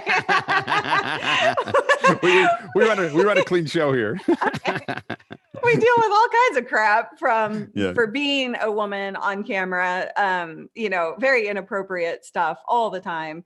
But that's something that I just kind of deal with and move on from. But I think that there are a lot of people who see a woman and talking tech, and then they're like, she can't know what she's talking about. But that's becoming less and less over the years, and so I don't really encounter that these days. Right. And do you think some of it is just women not feeling comfortable in that space? Like, for instance, this is a good example is that we invite people to join every morning, and we really want more women to join our little panel. And every once in a while we do. And when they do it, they're great. And they have great things to say. And we're just like, come on, more women should join because they have great input. It's just that we feel like they're a little timid because it's a room full of guys right now. I've never felt intimidated. I know you. Yeah. Do you think that people really are intimidated? Well, we're trying to make sense of the whole thing. No, okay. Alex is not intimidating. No, not at all. Not at all.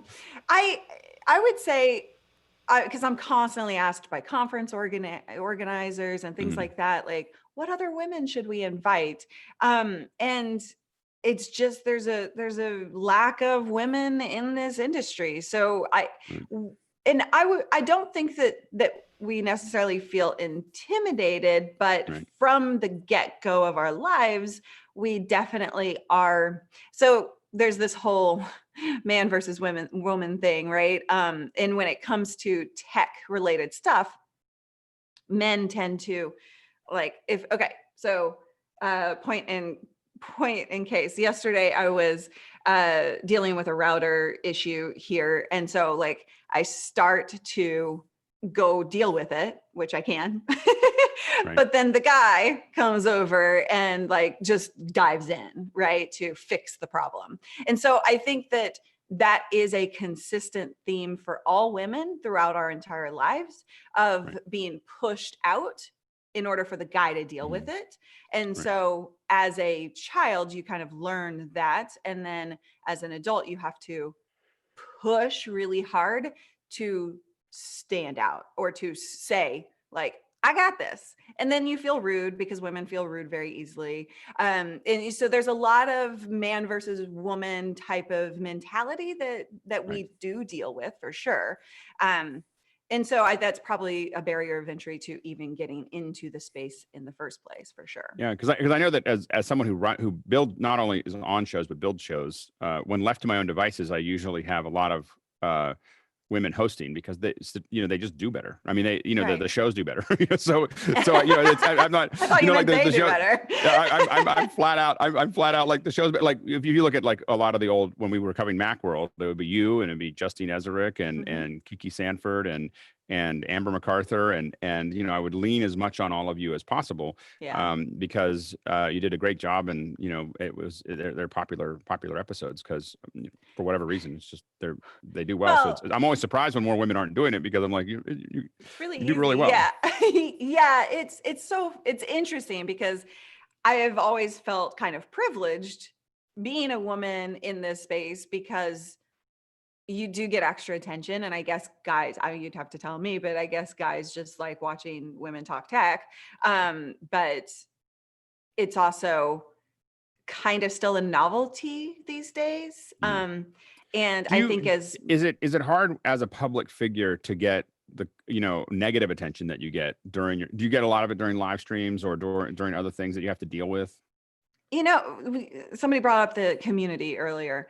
Right. I have always dealt with negative stuff, yes, but when it comes to being a woman on camera and in the online space, I feel like I deal with negativity a lot less than other women do, because I've always focused on the community, and I don't put myself out there in a way that attracts certain things, but I also am very focused on community-based content and really engaging people from that perspective, so they feel more brotherly to me. The community tends to, and they feel very protective of me, and I guess I just naturally draw that. I don't know, but it's not really like, if there is negativity, usually the community deals with it before I even have a chance to. I mean, that's been the big advantage of, this is our 135th episode in the last 135 days. Yeah. And it's the community here that makes this work. I mean, this whole show is driven, it's all by Absolutely. us, and it's probably the most community show I've ever done. Victor, go ahead. Yeah, I just wanted to add that we as men have a responsibility in this whole thing. We need to be inviting, we need to be inclusive, because we need to make sure that we recognize what women do have to offer up. And oftentimes I've seen in tech and in music that women step into the room and there is this secondness of that. We need to stop that and invite the points of view, no matter who they're coming from. So it's up to us to be engaging in that as well, and not to play a passive role to say, oh, good, there's a girl in the room. That's just wrong. Turning back to technical, we have, given the wide variety of available software video switchers, what makes Ecamm suitable choice over such more professional platforms like Wirecast, MimoLive, or even OBS on the Mac? Is it just ease of use for entry-level streamers? It's ease of use, stability, and lack of problems for the majority of our users. Our students and the people that we reach, they're not geeks. I mean, we do have high-level tech geeks in our audience, but the majority of people are not, like, they feel scared of the tech. So Wirecast and some of the other softwares out there, we've had through our testing and then through our students' processes, there have been many more problems and frustrations that then we have to help them with.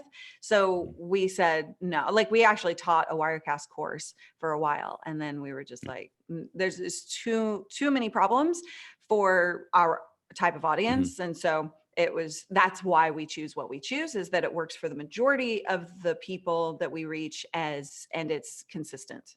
Yep, that's great.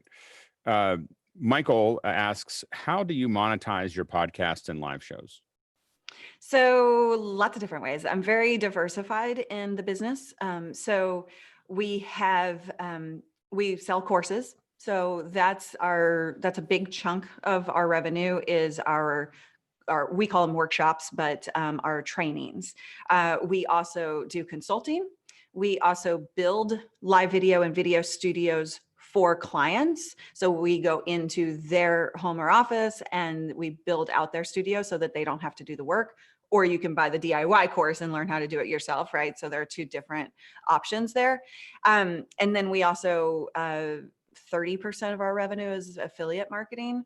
And then we have sales, like digital sales of graphics. So graphics, the countdown timers, and just graphics for people to be able to put into their own streams or videos so that they don't have to have a crappy looking show. I mean, I know if I'm the majority of our audience in terms of capability of design. I suck at design. Like I am not allowed anywhere near that in our team. If I try, I'm I'm shut down. So it's just because it's not good, and you have to know what you're good at and what you're not. And I would rather see people spend their time on the content rather than trying to create graphics that they're not good at. So that's why we have those. So we have a large, and sponsorships as well. So we have a very diversified business. Jesse asks, have you had any experiences with drop frames on Ecamm or any sacrifices of quality and usability on Ecamm? No. The only issue that I have with Ecamm, and they're looking into it, is that that you can't set bit rate. And so that's a fine-tuned control I would really love to see, but outside of that, I've not experienced that. So if you are, I would highly encourage you to get into the Ecamm group and ask those questions, or just email support. Thomas Bauer asks, Geek Brief, Geek Beat format, the short videos with lots of content, is really impressive for knowledge transfer. How can educators learn and practice from that format? Well, so what I did well there was keep it short, keep it sweet, and keep it punchy, right? And it was a very good way of communicating.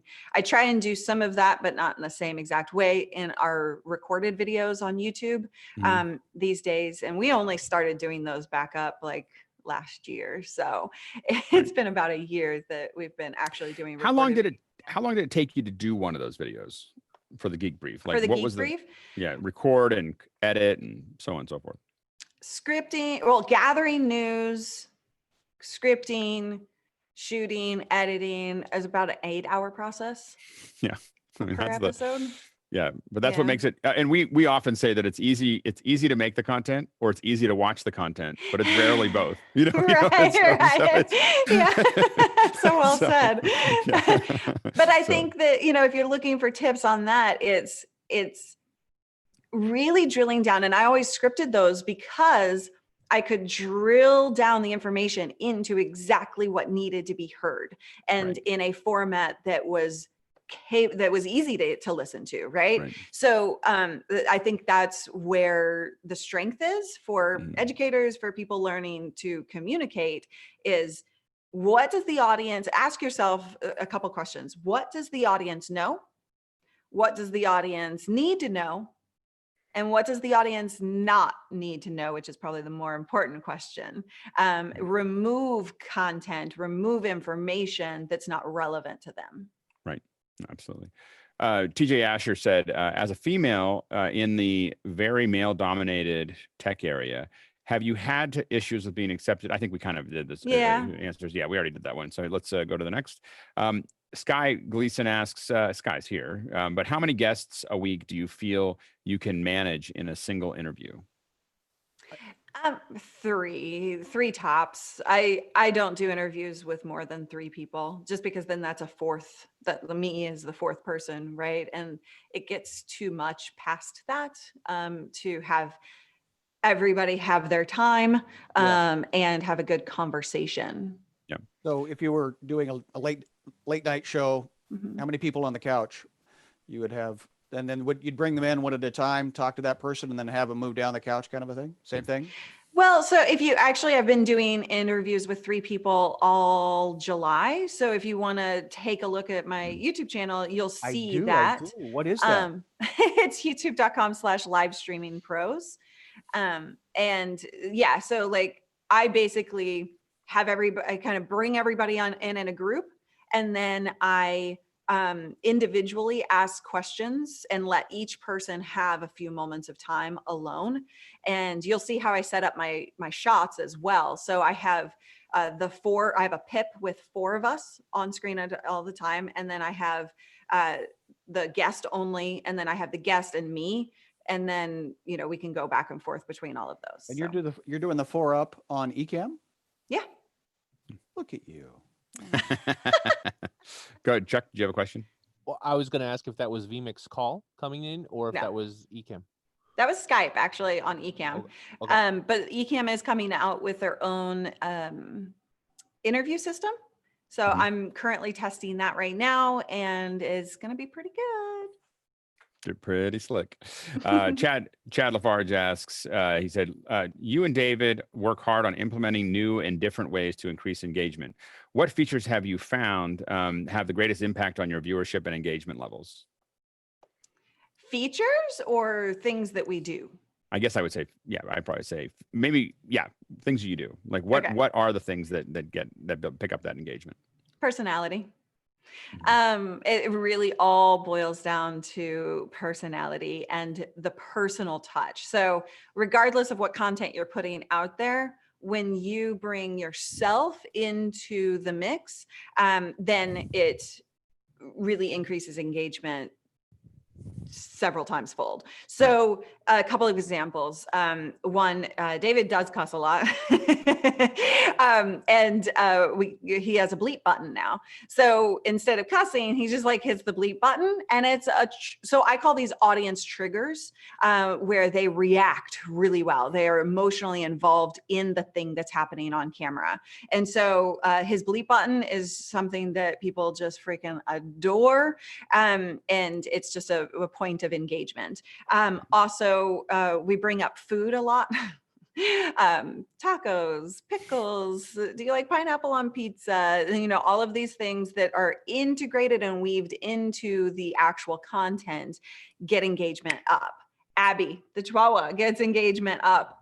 So we have, when people super chat, we actually use Stream Elements or Streamlabs, depending on if it's Ecamm or vMix, to put a big, display on camera. So for Stream Elements, we are able to put a full screen display of Abby the Chihuahua popping up on screen, the lights flash in the background, and she's playing sax, or she's like playing the guitar or whatever. It changes each and every time. So these are things that you can integrate into your content that are personality based, but also really get engagement going.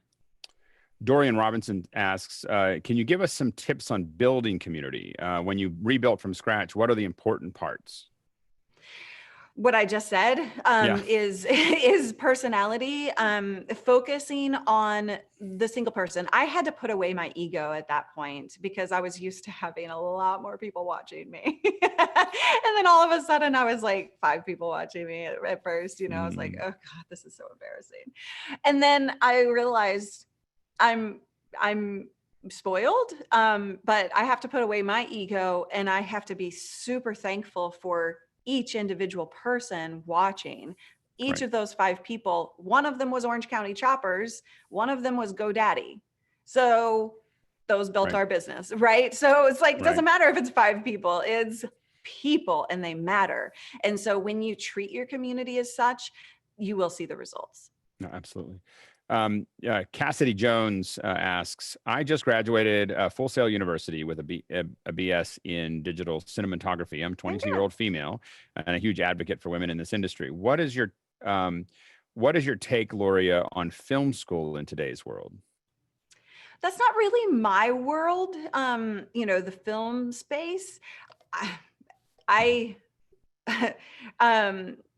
If I don't know if you would need that, like, I think that a lot of what you learn in the real world is maybe more important. But I also don't really know the film world. So Alex, maybe you know better in terms of like what they're taught in that.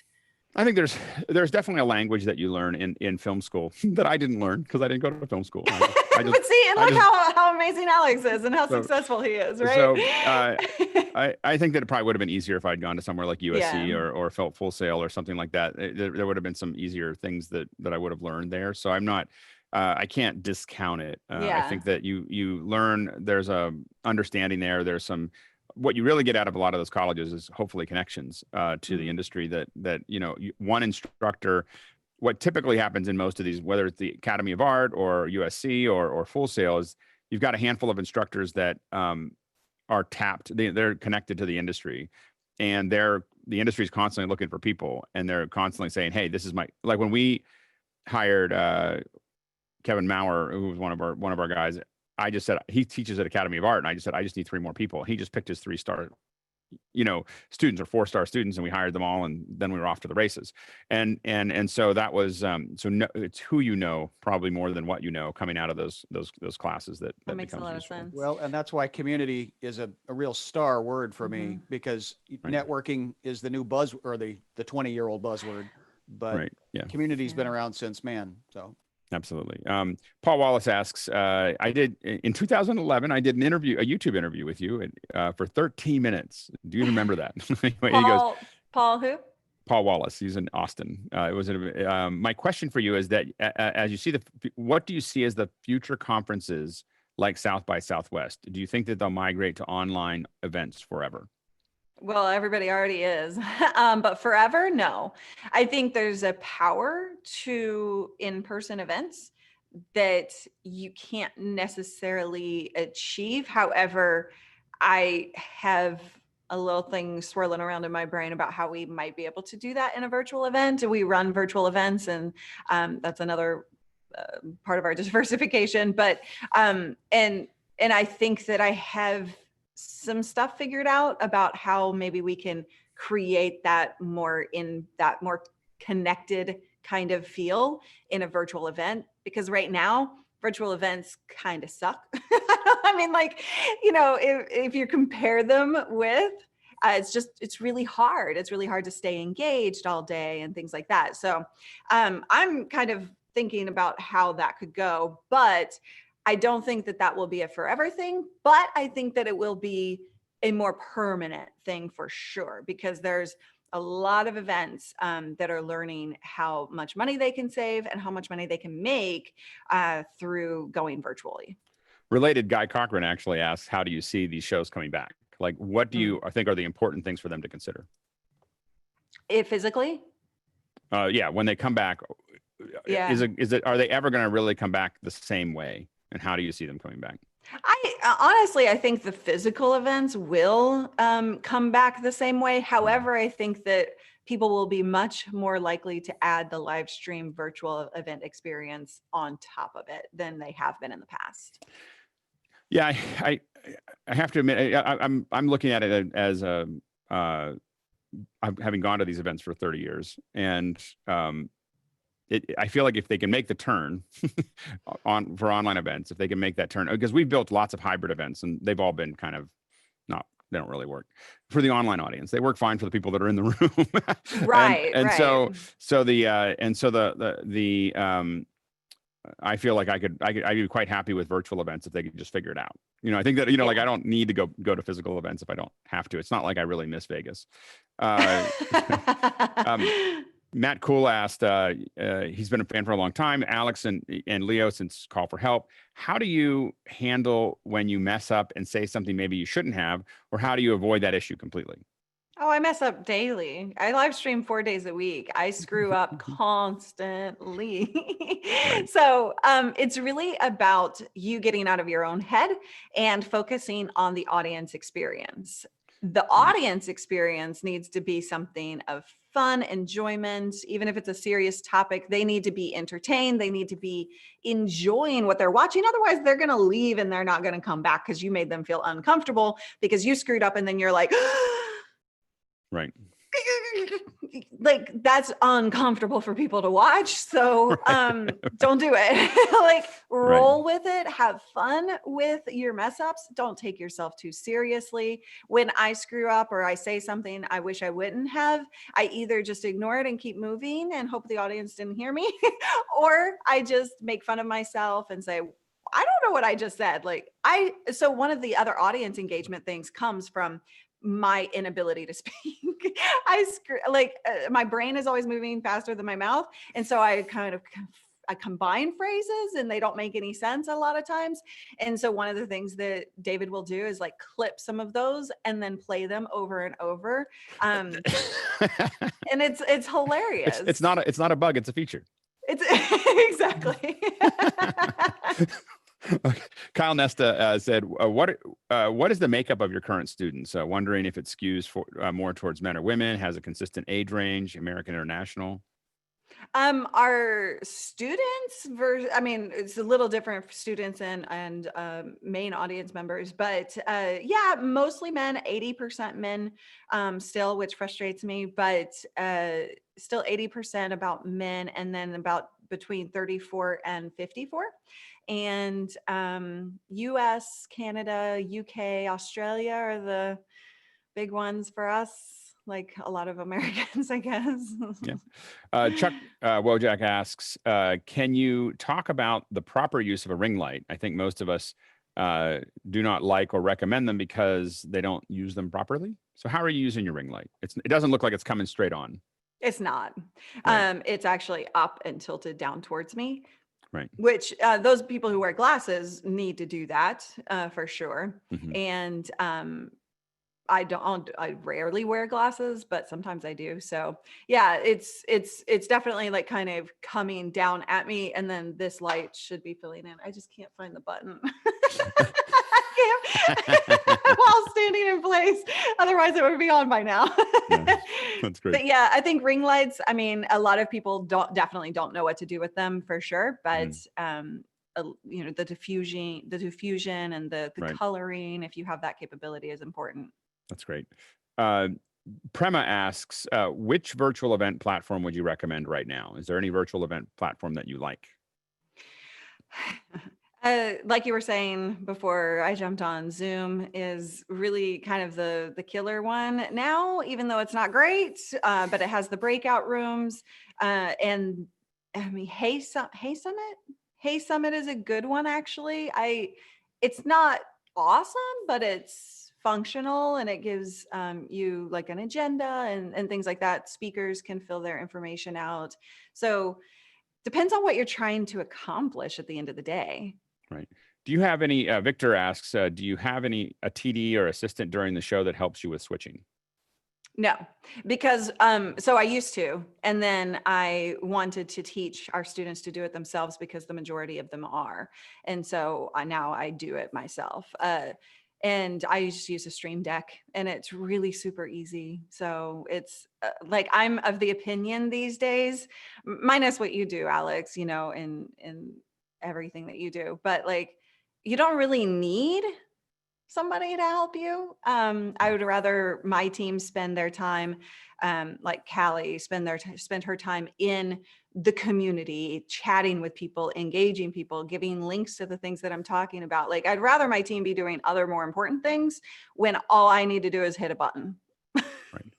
Well, and yeah, and I find that it's a brain that you just have to build. When I first sat down in front of a TriCaster with at Twit, when Leo wasn't there, and I'd be running you know, one of the shows or running my own shows on it, it was just overwhelming. There was so many things there that I had to think about. But after a while, you got used to, your brain starts thinking about it and just building up that process. And one thing that we found here is that if you have a lot of audience engagement, the production, like the whiz bang stuff, isn't as necessary, because it turns out that actual protein is better for you than sugar. So anyway. Wait, what? Oh man, now I have to change out my entire fridge.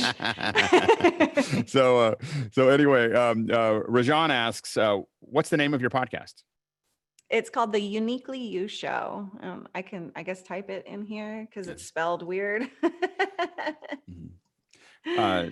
Uniquely putting your personality in. That's great. That's living great. your life, not anybody else's. That's awesome. Luria, thank you so much for coming. Is it time already? Oh man, we are out of time. The time just blew right by. We had lots of questions. So I miss you, Alex. Alex. Thank you very much. I miss you too. We do this more often. We have. Yes. Hopefully, you'll come join us every once in a while. You know, we're even here over the weekends. I know that you have. Okay. Yeah, we're 7 days a week. Wow. We're here talking about media. So it'd be great to have you and David. You know, jump on whenever you can. The invitation's open. We'd love to have you. And so thank you all. I appreciate you, and great questions. Yeah, absolutely. Great questions there. So thanks so much. And we'll keep watching and we'll go from there. So Awesome. for everyone else, thank you so much for yet another 3 amazing hours. So I'm always like, every morning I get up and I go, I don't know if it's going to work today. I don't know if this is all going to, like, if anyone's going to show up, it's going to be like a low day. Every day for 135 days, you guys all show up. You're nuts, and I love it. So, so I want to thank all the participants. Great questions. So all the attendees that are there driving the show, because you really are, as you see, driving the show. So thank you for being here. And of course, thanks to the panelists.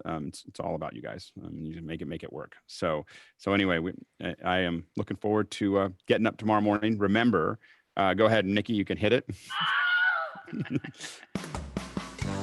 Tomorrow, it's all education. Well, not all education. We'll still have the 7 to 8 hour. 8 to 9 is all education. So tell your teacher friends, your educator friends, that all we're talking about is answering questions, and we'll be nice, we'll be civil. And we'll talk about lots of education stuff. Same thing on Saturday, 9 to 11. More education for the teachers that can't do it on Friday.